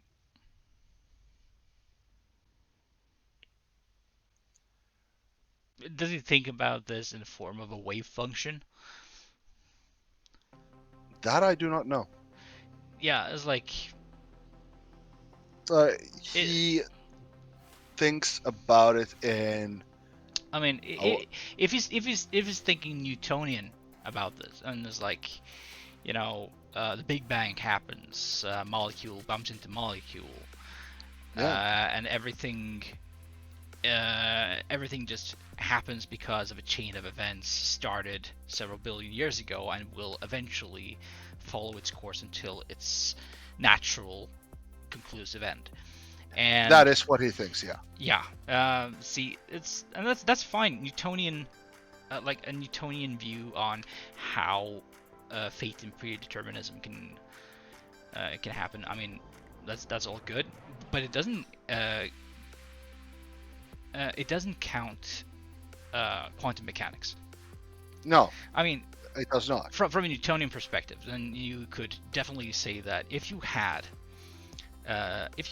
the access to all available information within a certain space, Yeah, if you knew where every particle was going, whatever state every particle was in, what every person was doing at this very point, you could very accurately determine what is going to happen, like through a course of time from this point on. You could predict the future, including people's behaviors. both yes and no. Now, you would say no, apparently, No, yeah, but but I do have a reason for it. that I don't doubt. But yeah, Uh, basically, but that's basically it from a Newtonian perspective. That's why a soothsayer, or someone who would like an oracle would would be able to say that this is the future. This is going to happen.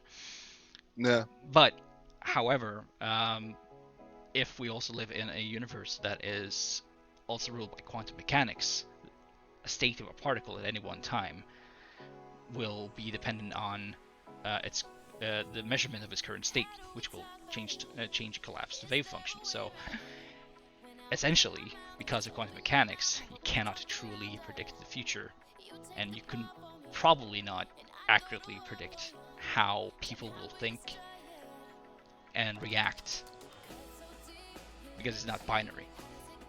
no, and because of my very, very simple understanding of quantum mechanics, uh, because of how certain type of molecules, or take photons for example. Yeah, great example. Photons, when not observed, does one thing. When observed, does another thing. That changes the whole thing. Yeah, exactly. It collapses the wave function.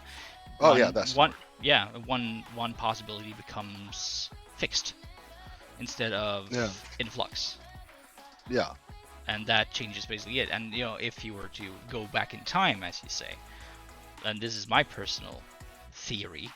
Oh no, hypothesis. Fuck. yeah. No, it's not even that. It's my personal pet idea.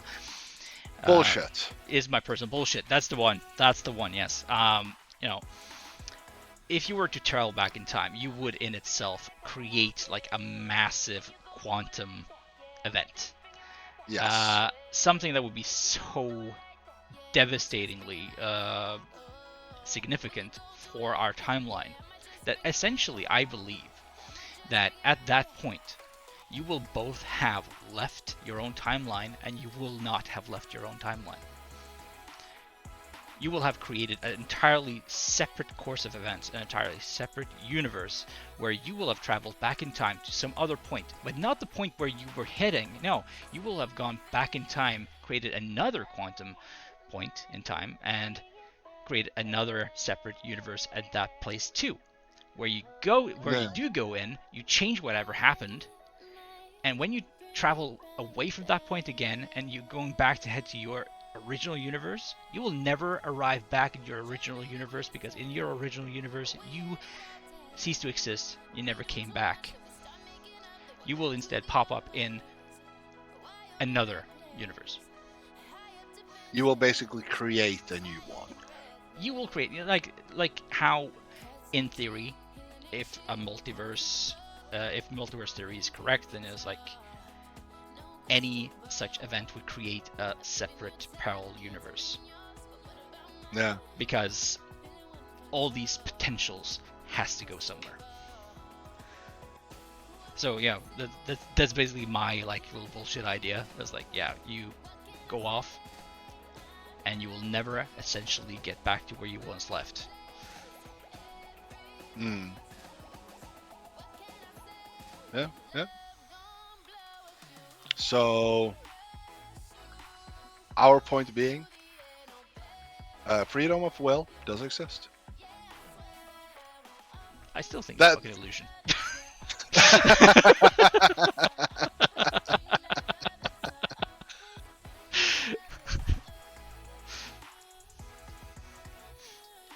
Our point is, there is no point. Have fun, play games. Yeah. Yes. Be kind to each other.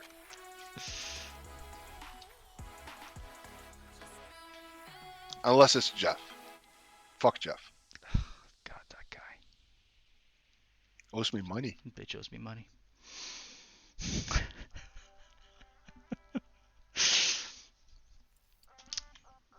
Okay, so we have now been droning on and on for 2 hours. Yeah. I think I've gotten the line art down. Yeah. Yeah, I think you have. Most of this is going to be eradicated by what I'm going to do next. But that's part of it. It's just how it is. Yeah, it is how it is. He's now gonna press Control Z a billion times. God. Now I'm gonna just throw down some base colors. Should we do a 10-minute break first, though? This is about that time.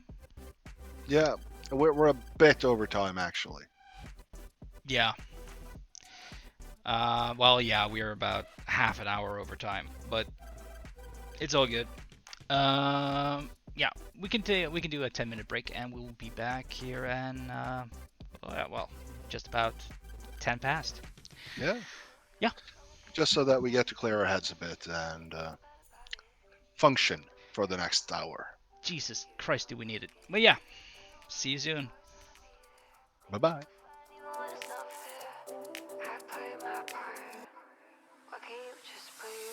This is just so typical. I'm sick of love. I never say enough to run from what feels wrong. I'm sick of love, but not enough to stop. Can't stop, can't stop.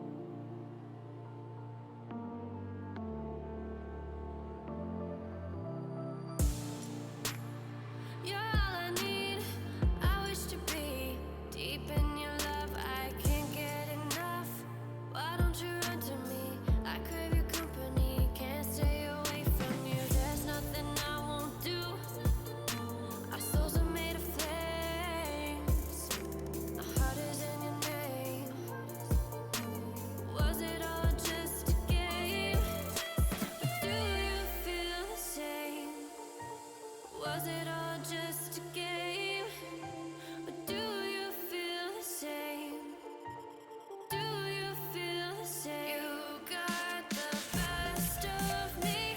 I could have set you free. You caused my insanity. You're my calamity. You're my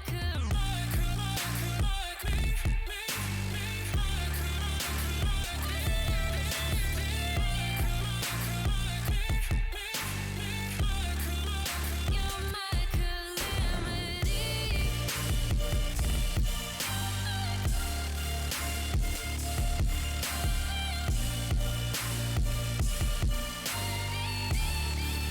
You're my calamity.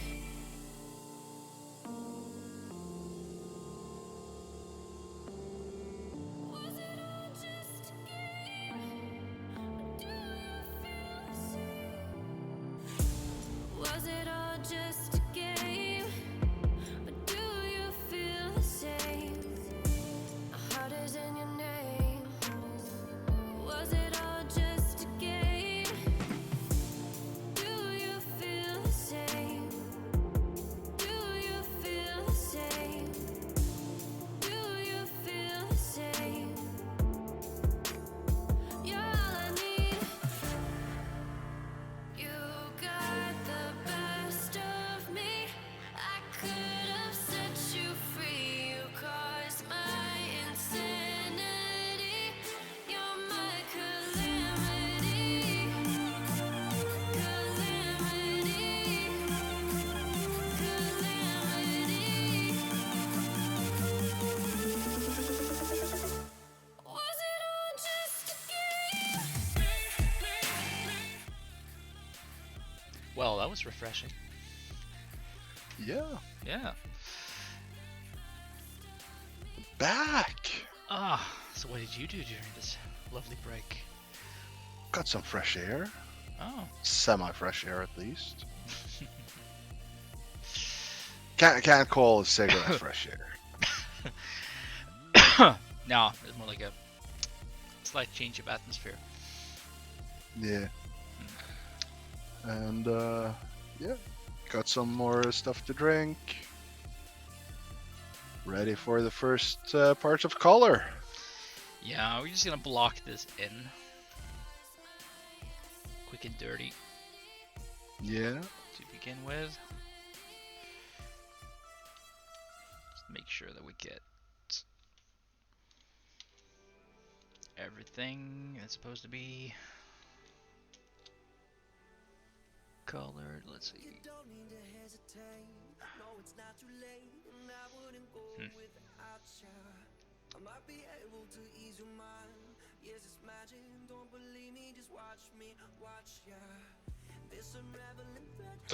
That's horrible. I love it. Oh, that's a mound of flesh right there. Oh. Jesus. Well, we were going for non-specific horror, so I think we succeeded. Yeah. Kind of makes me want to start reading some SCP articles again. Ah man, a lot of the stuff that we're making would have gone straight into that. And that's not a bad thing. It is not. No, it's fun. Yeah. I really like what the people behind the SAP universes have been able to do.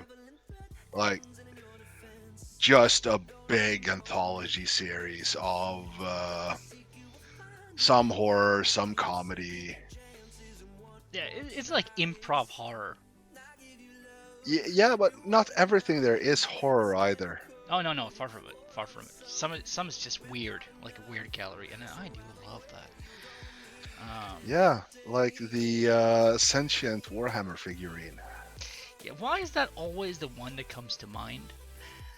I mean, it's Because we like Warhammer. We don't like Games Workshop, but we like Warhammer. yeah. I mean, in a sense, anyways. Warhammer is fun as long as you remember it's supposed to be satire. Or at least it used to be supposed to be satire. As far as I'm concerned, it is still satire. It's just a bunch of people who no longer get the joke. Or, to put it more succinctly, there are a whole bunch of people who don't realize it's a joke. Yeah. Which is just scary. That's just why. No. Do not take this shit seriously. It's not supposed to be taken seriously. Ever. It's comedy. It's grimdark comedy. It's satire. Yeah. I mean the best jokes are already taken out, so. I still believe that Magruk Orthraka is based upon Margaret Thatcher. I mean, historically, the character is. Yeah. He's the, Iron But- War Boss. The Iron Prophet. The Iron Boss. You know, but he's no longer called Maguruk. I know. So there's like, okay, right, so you've distanced yourself from this. The only reason why,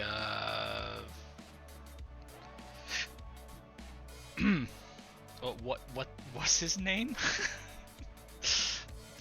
I don't know what his name. Obi-Wan, whatever. The first Inquisitor.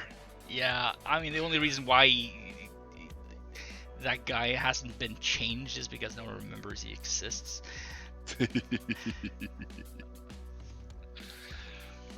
Speaking of Warhammer, though, I do hope that the series that Henry Cavill is working on will be an inquisitorial series. The Warhammer 40k series he's the executive producer of. Yeah, I mean, I really doubt that anything else would really work. No. I mean, a lot of people would love to have like a Space Marine movie or series or whatever, but I just don't. I think the material is just too grand. Yeah. To be relatable, to be like good in a way. Like I've been recently, like when I say recently, I mean like over the last 3 or 4 years, because I suck. I've been trying to get through a couple of the Horus Heresy books. Yes. And it's really slow because I just don't have the mind to just concentrate on a single task when I have 1,000 things I have to do. But what I really like about the books that I have read is the perspective. It's all about Space Marines, of course. Yeah. The Astartes, but Primarchs. Yeah, well, Primarchs, but also like heroes, like just heroic Space Marines who are not Primarchs. But then you also have the regular humans. Yeah. And so much of it is just seeing this universe through the eyes of the regular humans.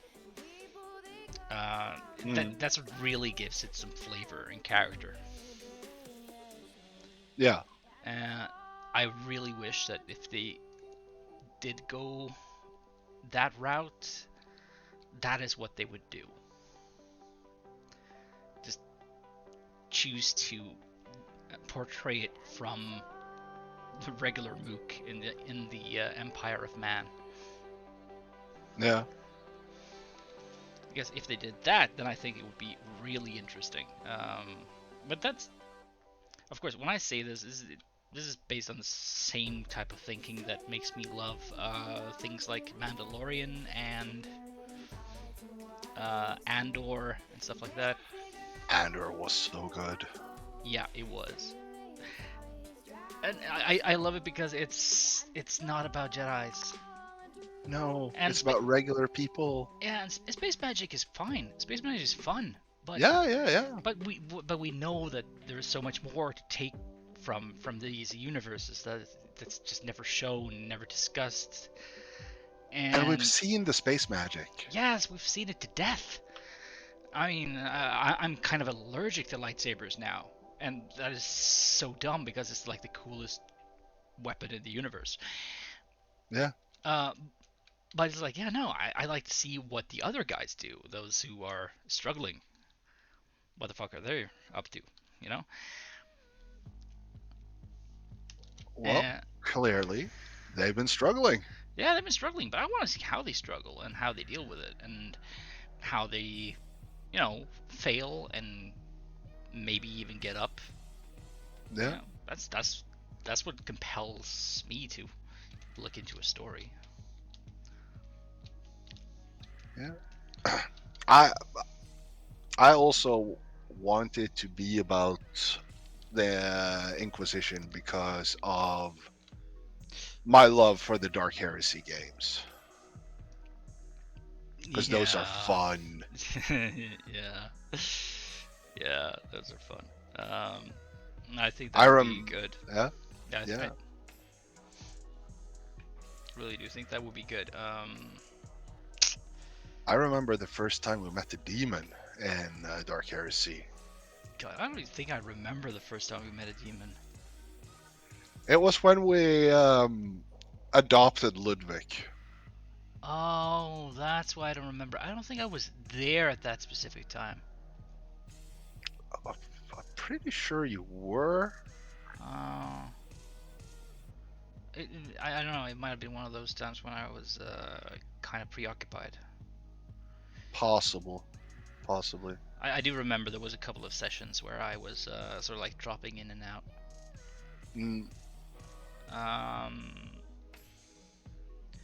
Yeah, no. Oh. But the well, demons, yeah. yeah. Um, It was some kind of like desert planet. We were at some kind of church, and then oh, right. not a bloodthirster, but one of the other Coronite demons, one of the smaller ones. Bloodletters. Bloodletters, yes. Yeah. Suddenly showed up, Yeah, that's terrifying. and everybody failed their willpower saves. Uh, oh my god. Yeah, that's proper terrifying. Yeah.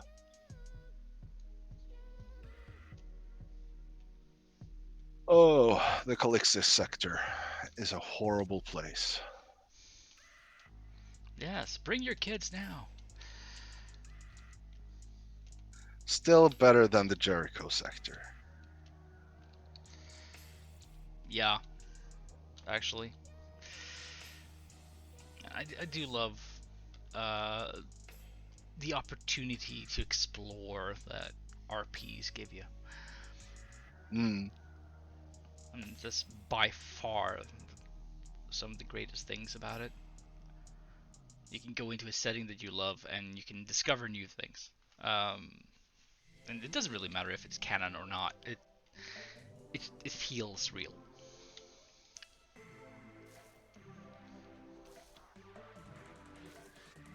uh, yeah.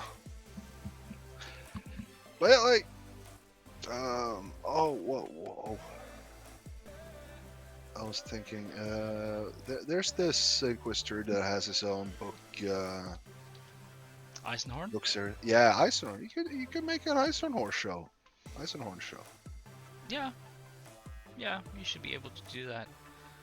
Or they should be able to do that because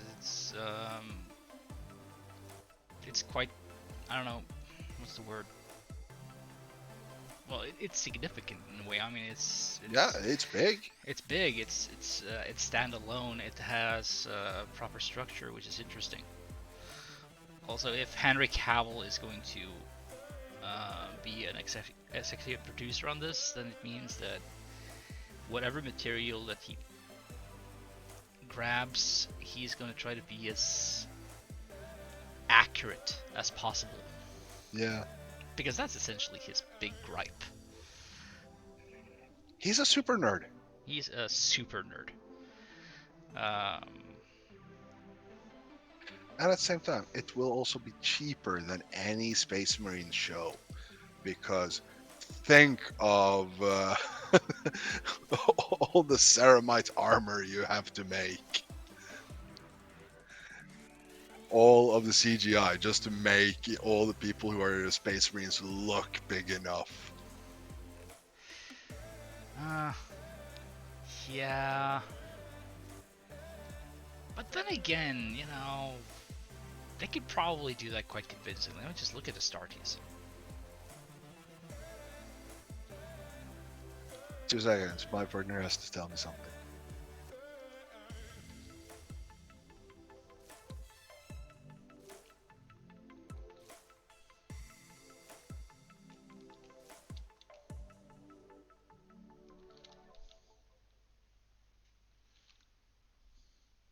Okay, I'm back. What were you saying? Oh, I was just thinking, I was like, if you look at Astartes and how they, how that one guy made that animated feature, Yeah. or miniseries, and it's like, yeah, I'm pretty sure they could make something very convincing, without having to, you know, completely break the bank. Yeah, that's true. That's true. But it's different with one guy making a passion project, not getting paid for it, and a team of people working on a show that both demand and should be paid for it. This is very true. Says the guys who are making games as a passion project and not getting paid for it. Well, yeah. Well, case in point, I suppose. Yeah.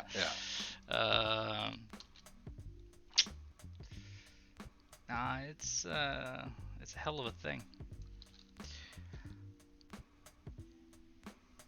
But it's like, if it's one thing I've learned, it's to trust the fact that Henry Cavill is such a huge nerd that it will probably be very accurate. Yes, definitely. Ooh, they could do Caiaphas Cain.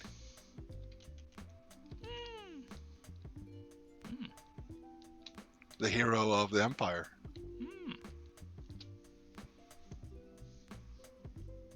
They could. Would be funny. Okay, so that's the base colors down. Nice. And, yeah, that was a good 15 minutes well spent. I love things that don't take a lot of time. Yeah. Let's see.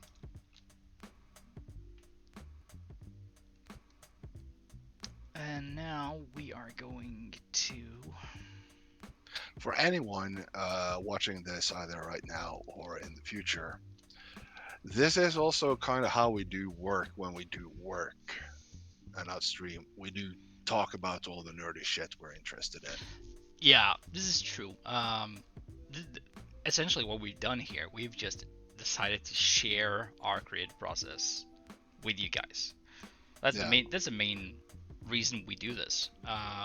It gives us some added pressure to actually perform and do what we need to do, and we also get to just, you know, share this stuff openly. Yeah, and maybe someone else will comment on our nerdy shit. Yeah, and you know, maybe there's even some very specific people who really like this type of content. Who even knows? I don't know. No, I don't know either. We haven't met them yet. Oh, no, I have met a couple. Oh. Yeah, no, I do. I have met a couple people who have been watching this stream or on YouTube, and I was like, oh yeah, that's fun. I was like, really? Oh. Oh, those okay, then. sick, degenerate people. Yeah, but you can't say that to their faces, you know. It's... No, but I can say it here on the stream. Oh yeah, they'll certainly catch it that way.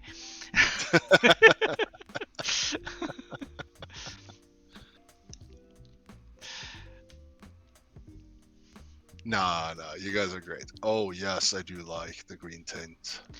Yeah, I thought maybe I'd go for green shadows this time and try to pick up like a red highlight. So now I just bathe the entire thing in shadow. So Yeah. you just use this green here as like a base shadow, and then I'm gonna use this pink one as a highlight.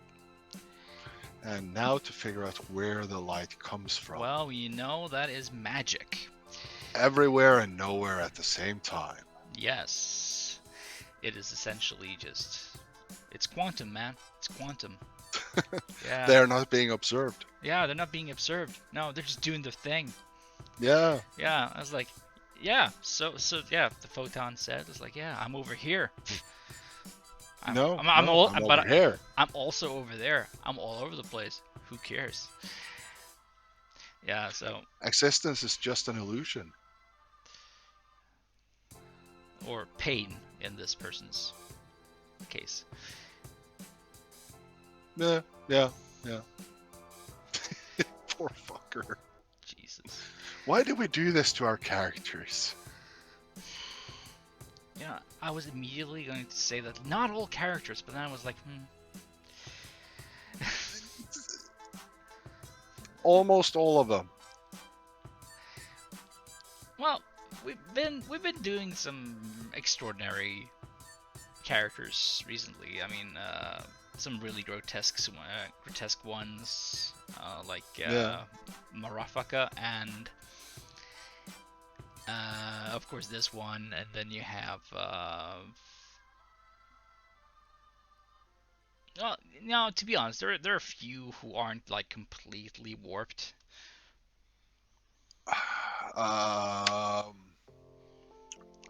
Oh yeah, the motorcycle guy. Yeah. What was his name? Yeah, and Ragnvald, Ragnvald, the roving raider. raiding rider, Raiding rider. Yes. or riding raider. All right. We still haven't figured that one out. We will never figure that one out. Let's be honest. No. It's gonna change whatever we feel like at any old time, and it's gonna be like that forever, even after the game is out and printed and everything. This is just a thing. We're just gonna have to accept it. And Yes. naturally, I see this, so I've already accepted it, so that's easy for me to say. But Just like Jeff owing everybody money. well, yeah, but that one's hard to accept because he's a bastard. That's just the truth, though. It He is a bastard. literally. Yeah. With a very In the interesting- old-fashioned sense. Yes, with a very interesting family constellation. Yeah. So right now we're just picking out the lights, like neutral lights.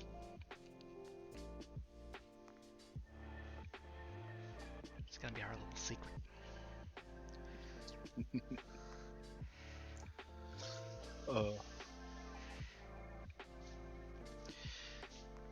Poor guy. Yeah, I know, right? Poor guy, but an absolute legend. Oh yeah. Basically, our streams are a cheap knockoff of his. Oh, that is giving ourselves some huge credit. Super cheap, like cheaper than Wish cheap. That one hurt, but I won't say anything. It's the against truth. it. I try my best here, man. I know you do your very best. Yeah, well, I am no Bob Ross, that's for sure.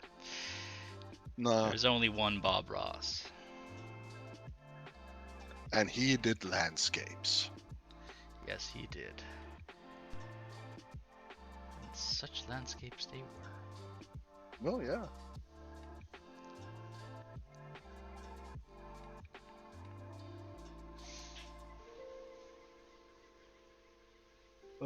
But speaking of game creators who have finally reached their goal, Did they?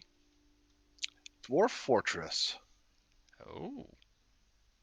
20 years in development, finally out for sale. Oh, man. Really good, really fun. Takes a long time to understand. I've only been watching you play it, and I think that is very accurate. It's a dwarven ant colony simulator. Like where to where put it the ants simply, are dwarfs, of course. yes, where the dwarves are the ants, and you cannot control them. And You the detail of what is actually happening in the game is just so immense. It's hard to fathom. yes, like one of my dwarves once had his whiskers bruised. How? I do not know, but his whiskers were bruised. I mean, they're dwarves, so I guess there might be something there. I think that's the name of the mustache hairs. Yes, it is. How do you bruise a mustache? It was like, were they slightly crooked? Is that how it defined it? I don't know. No, It no, just said that it was bruised whiskers. that is that is so specific. Also, Yeah, I love it. every single character in the game, whether it being a dwarf or a monster or an animal or whatever, they even have eyelids, don't they? Yes, and eyelashes. Yeah. How the Like hell? that like uh, Dwarf Fortress is when someone does way too much research when making a game, and instead of choosing what Picking to favorites. no, instead of choosing what to keep and what to like not take into the game to simplify and abstract the thing, just goes everything. Everything has to be there. Like every dwarf have what is it, 36 teeth or something? Mm-hmm. Every dwarf has his hair simulated. Uh you can like cats get drunk Yeah. and then you get too many cats and you can't play the fortress anymore because you don't have any frames. The game turns into a Photoshop. No, not a Photoshop, but what's it called? The slideshows. Oh, yeah, right. I do know words. I just have to think. Actually, from what I understand, not being a writer myself, what you're displaying is classic writer behavior. I mean, if you're gonna spend all your time wording good, of course you're gonna Words have. hard. Yeah, I mean, you need downtime, man. There's so many people I know who actually do writing. They're like some of the worst people to talk to because it's like the stuff that comes out of their mouth is just incomprehensible at times. You know the thing that does that. Yeah, the thing with a hoop and what, and like, and then a word I've never heard before, and then I realize it's not actually a word. It's just the manifestation of an idea of a word and a feeling at that very point. And it's like, and you kind of learn to deal with that. And it exists in Chinese. Yeah, it's just so not being able to figure out all the words on the spot as a writer, I think that's extremely normal. It doesn't And feel like it. yeah, well, I can only go by what I've observed in other people. But then again, most writers either have ADHD or a large cocaine addiction. Or a little bit of both. Or a little Lucky bit of both. if they can afford it. No one can afford a cocaine addiction. Yeah. Nice brown teeth. You know, I have to admit, I really love the look of these teeth right now. I mean, Yeah. I'm gonna add another layer on top of this of highlight. Yeah, but just highlight. Yeah, but yeah, just so it glints off a little bit. But those are probably like some of the nicer teeth I've ever made. Maybe some strands of saliva in the middle and That's a good one. right side mouth.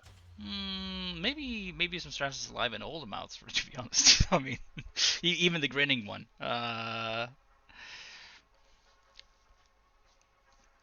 God, and the amorphous position of the eyes. It gives me this really pained and strained impression. Like it's kind of anime in a way.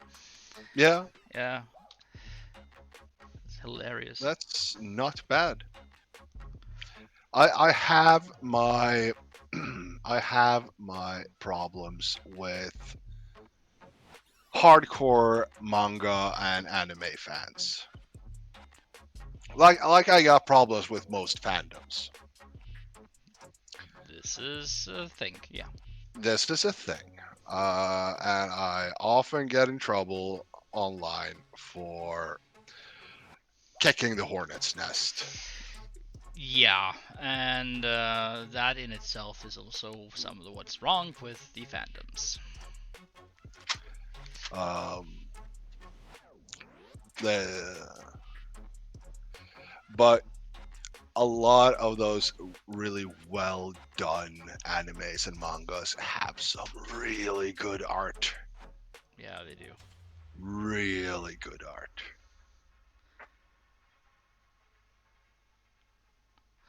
It's not a coincidence that manga has become manga and anime has become as influential as it's become. That is true. I mean, sure, there's a lot of it, like way There more is. than anyone would dare to imagine if you don't already are, if you don't know it from before. Yeah. It's the amounts are insane, but the quality is also astoundingly high and professional. Yes. Like it is a much bigger industry than Western animation and Western comic books.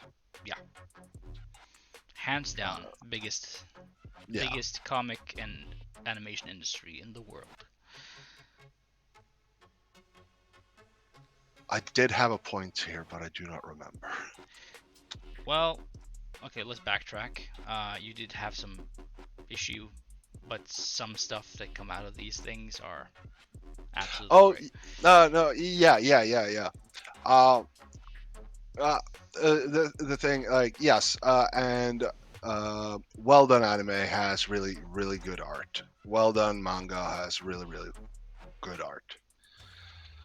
But I do believe that for a lot of people, they kind of forget that. You remember old Nickelodeon, right? Mm-hmm.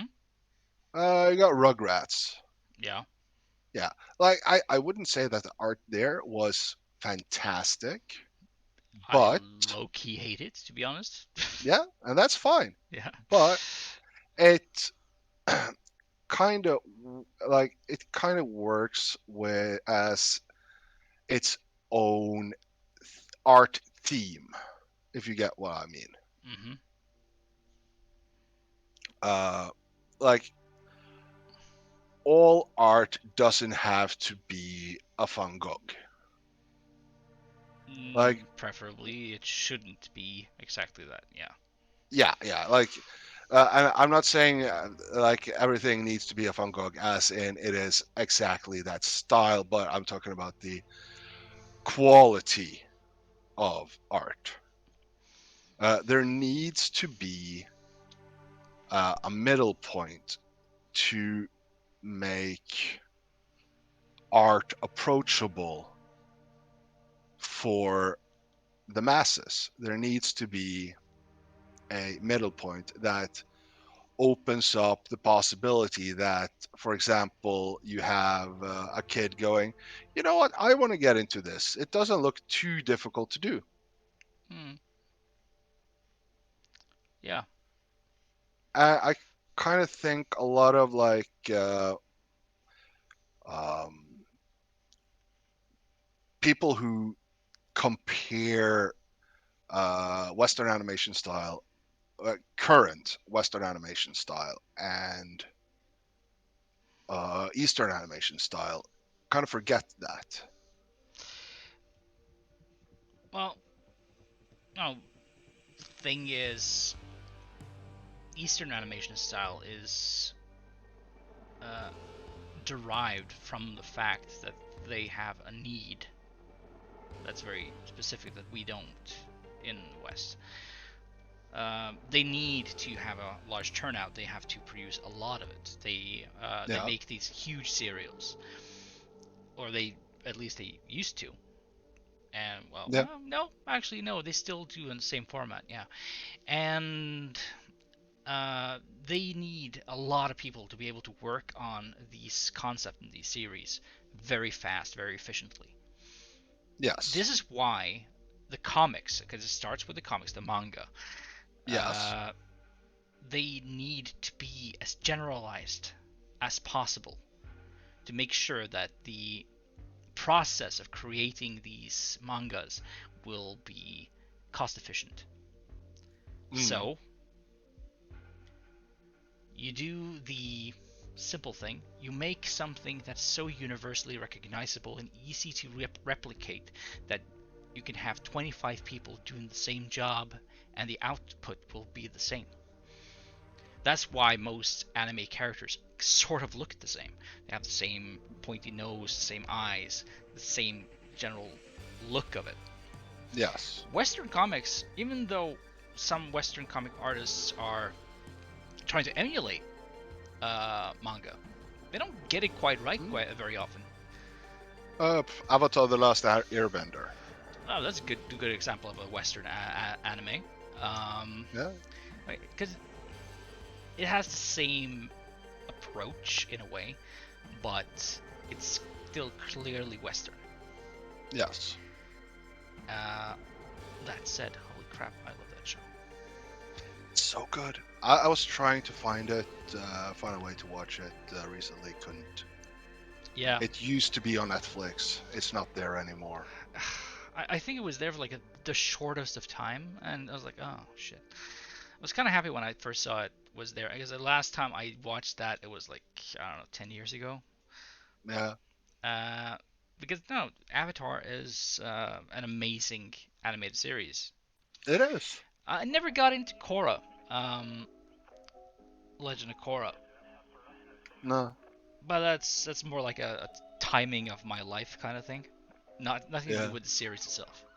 no, no, no. Uh, no, but that's pretty much amazing. And a lot of it is because it's funny, it's well made, Mm, has a captivating lore and story behind it, and yeah, also it shows genuine. It deals with trauma, it deals with growing up, it deals with characters evolving and growing as people. yeah, yeah.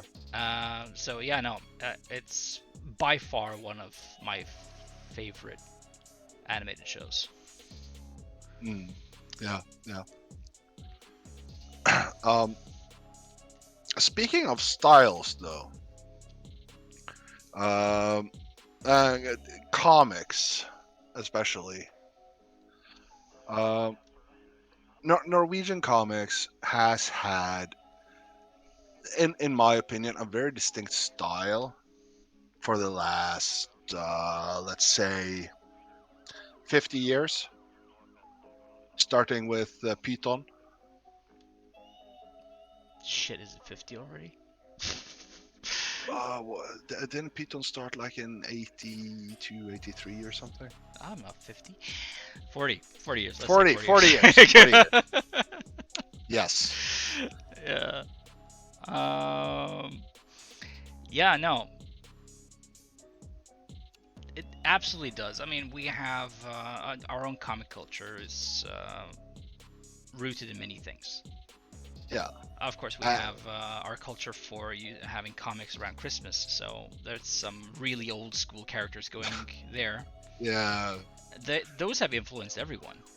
Those have influenced everyone. Like, it's actually, I don't know how to feel about Stumperud and Smørbukk actually being the influence for a lot of contemporary Norwegian comic book culture. Well, I can't speak for everyone, but I can speak for myself, and I would say that those, well, Stumperud did have an impact, but that was mostly because my mother taught me how to draw him. And I kept doing that all through my childhood whenever I saw like a fogged up window or something like that. But He's Norway's version of Beetle Bailey. yeah, kind of, yeah, Kind of. yeah. And I think there's a Swedish counterpart as well. Probably. I mean, Probably. he might actually be Swedish. I am not sure. But yeah, that one has had a lot of influence. But what influenced me most of all from all the Christmas comics that we usually get is the Katzenjammer kids. Yeah. In Norwegian, Knollethot. Yeah. Yeah. That influenced me greatly. That was something I really enjoyed. That was one of like the first comic book It was that came out. Yeah. It was more or less. I don't remember if it was older than that yellow kid. Kind of rusty on my. I think it came out like early 1900. I think the first one came out like in 1902 or something. I actually wrote a thesis on it when I went It's to high school. super old, and we still have that thing published every single Christmas. Yes. In small booklets. It's part of our Christmas tradition to read comics. And that one, I always enjoyed that particular comic. And when I grew up, I had a friend who I would play with, and my mom would basically like babysit him and be like a sort of like an au pair or whatever. Or she kind of had him in daycare in a way, so he was like my live-in best friend in a way. And he was blonde, I had black hair, and she would refer to us as Knoll and Tot because of all the bullshit that we did. So many children have been compared to them throughout the ages. Yeah, and that's a cultural thing. But when you think about how those characters look, you know, kind of rounded up features and all that, and it was like that in itself, with that level of simplification in a character design, I mean, I'm pretty sure that has influenced me in ways that I'm not aware of. Yeah. And of course, I also am very much influenced by what I refer to as the French-Belgian masters. Yeah, I was getting to that actually. Yeah. Like Franquin and Uderzo Gozzini and Mori and all those guys. And their specific way of simplifying and making like gross caricatures of human beings. All of this has influenced how I make comics and draw my characters again. Yeah, we actually do have two modern day Norwegian comics that are so clearly inspired by those styles, though. You got Saboteur. Well, yeah, Saboteur and Kruger and Krog are both proclaimed. They look like it. Yeah, they're proclaimed to be influenced by it directly. I mean, Kruger and Krog was first designed to be like a Norwegian true version of a French-Belgian comic. Yeah. which they absolutely nailed. Yeah. I Um, got the newest one if you want to read it. yeah, that's right. Yeah, you tried to call me and say that you had it, so I could. That's right. I forgot about that. Good comics should be shared. Yeah. So, but yeah, I think that's mostly where our influence come from, and then of course we have the comic strip. Yeah. Yeah, the newspapers like Sunday comic strip The culture. Phantom. Yeah, well, that's the worst of them all, aren't isn't it? No. That's Hagar the Terrible. Oh, that's one of the greatest, man. He's in every single newspaper. He is. Oh, he was, anyways. It was like Hagar the Horrible was in essentially every single newspaper at any level throughout the country for like many years. As was Beetle Bailey. Yeah. And a lot of the King Syndicate comics. Most of them. Yeah. And we But had monthly comic issues that you could pick up. Donald Duck. Yeah, but we also had it for like Beetle Bailey and stuff, and they would feature Yeah. like a whole slew of King Syndicate comics. Calvin and Hobbes. Calvin But and that Hobbes. was mostly just Calvin and Hobbes, actually. No, not really. No. I mean, it was mostly Calvin and Hobbes. It had a lot of Calvin and Hobbes, but it was also one of the aggregators for the comic strip culture in Norway. Because first of all, it did put in a lot of other comics, like Ernie, for instance, and Oh yeah. and Gru. and Gru, and like by Sergio Aragon, and then you had stuff like what is it called? Wasn't Herman Hedning in Calvin and Hobbes for a little while too? Can't say for sure, but it would fit. But then you have like, oh shit, what's it called? We call it Opus. Yes. Yeah, but I'm sure it's called something else, something County in American. Bloom County. Bloom County, yeah. And we had that. Yeah, that's a classic. Yeah. And Calvin Hobbes is hands down the greatest influencer when it comes to comic strip culture in Norway, as far as I see it. I think there's actually one that's bigger right now. Right now? Yeah. If you look at modern day Norwegian comics, like Lunch, the Halvar, is it called? Like the biggest in today's. Is it Dilbert? No. It is a Norwegian comic. Pondus. Oh, yeah, Pondus is the greatest now, but it's like even Pondus has been influenced by Calvin and Hobbes. Yeah, of course Pondus has been influenced by Calvin and Hobbes, and especially Frank Quinn. Like Frode Øverli did start his comic book term in Python, making Dark Sides based on Frank Quinn's Dark comics. Yeah. But when you're looking at, for example, Radio Gaga, Lunch, and a bunch of the Norwegian newspaper strips made by Norwegians today, they are directly based on Pondus. Yeah, they're emulating Pondus to an insane degree. Yes. I mean, to begin with, I didn't quite like it because I kind of looked at it as plagiarism, but of course I was wrong to think so, because it wasn't plagiarism. It was basically people who had developed their own art styles based on really liking Frode Øverli's work. Yeah. And so their own style had more or less just evolved to look like that.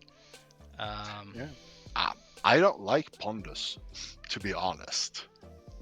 Yeah, I'm sure someone's gonna kill you for that, but Please continue. It is the same criticism I've had about Nemi. That it is now basically just recycled jokes.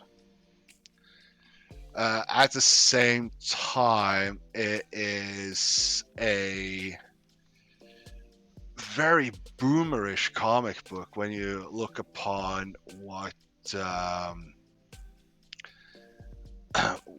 what cultural themes it bases off and how it treats people who are different. This is true. And this is unfortunately probably always going to be true. It's we're all going to be outdated sooner Yeah, or of later. course. Yeah. So yeah, um, I'm not gonna say that he's that or that because I do not know. But the comics are, in general, very much a conservative football fan's self-insert character. yeah. Well, that's not inaccurate. I Yeah, know. yeah. No, it is true, and as open-minded that as he is, he's still a figment of. Well, no, he's a product of his own upbringing and time, as am I. Yes. So and like I've already had to reevaluate several of my own standpoints in life. Oh shit! Time has just gone. Oh shit! Yeah, fuck. Oh. That's how it goes when you're having fun and discussing nerd stuff. Yeah, it is. And apparently, wow, we hit the 9 o'clock mark without even noticing it. Yeah, shit. Yeah, well, that was a sort of abrupt, but yeah. We are gonna finish this character. Not today. Not today, but next time. Yeah. And I think we will finish it next time. Yeah. But this is usually the thing. When we start off with a brand new character and it's a big character with lots of things happening, then it's usually going to take us 2 streams. Yeah. Especially when Gard hasn't had the ability to plan ahead. Oh no, that doesn't even factor into it. Oh, okay. But yeah. If you're watching this on YouTube later, give us a like, subscribe.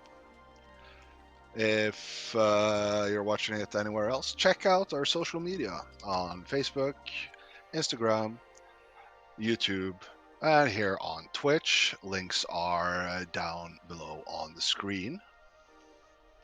And check out our Discord, also down below on our screen. It's usually Tombs Foundry and whatever social media platform it is. Yeah, we'll manage to keep it quite consistent. Yes. Yeah. Yeah. Play more games. Yeah, absolutely. Try to have fun while you can. Read more comics. Yeah, learn useless shit. Yes. You'll be really popular on quiz nights at the pub. Yes, and of course, get nightmares. What the fuck have I been making? It's so fantastic. Ah. I love it. Anyways, this has been Gard. That's me. And me, Tur. And this is Tombs Foundry Random Encounters. Bye-bye. See you guys later.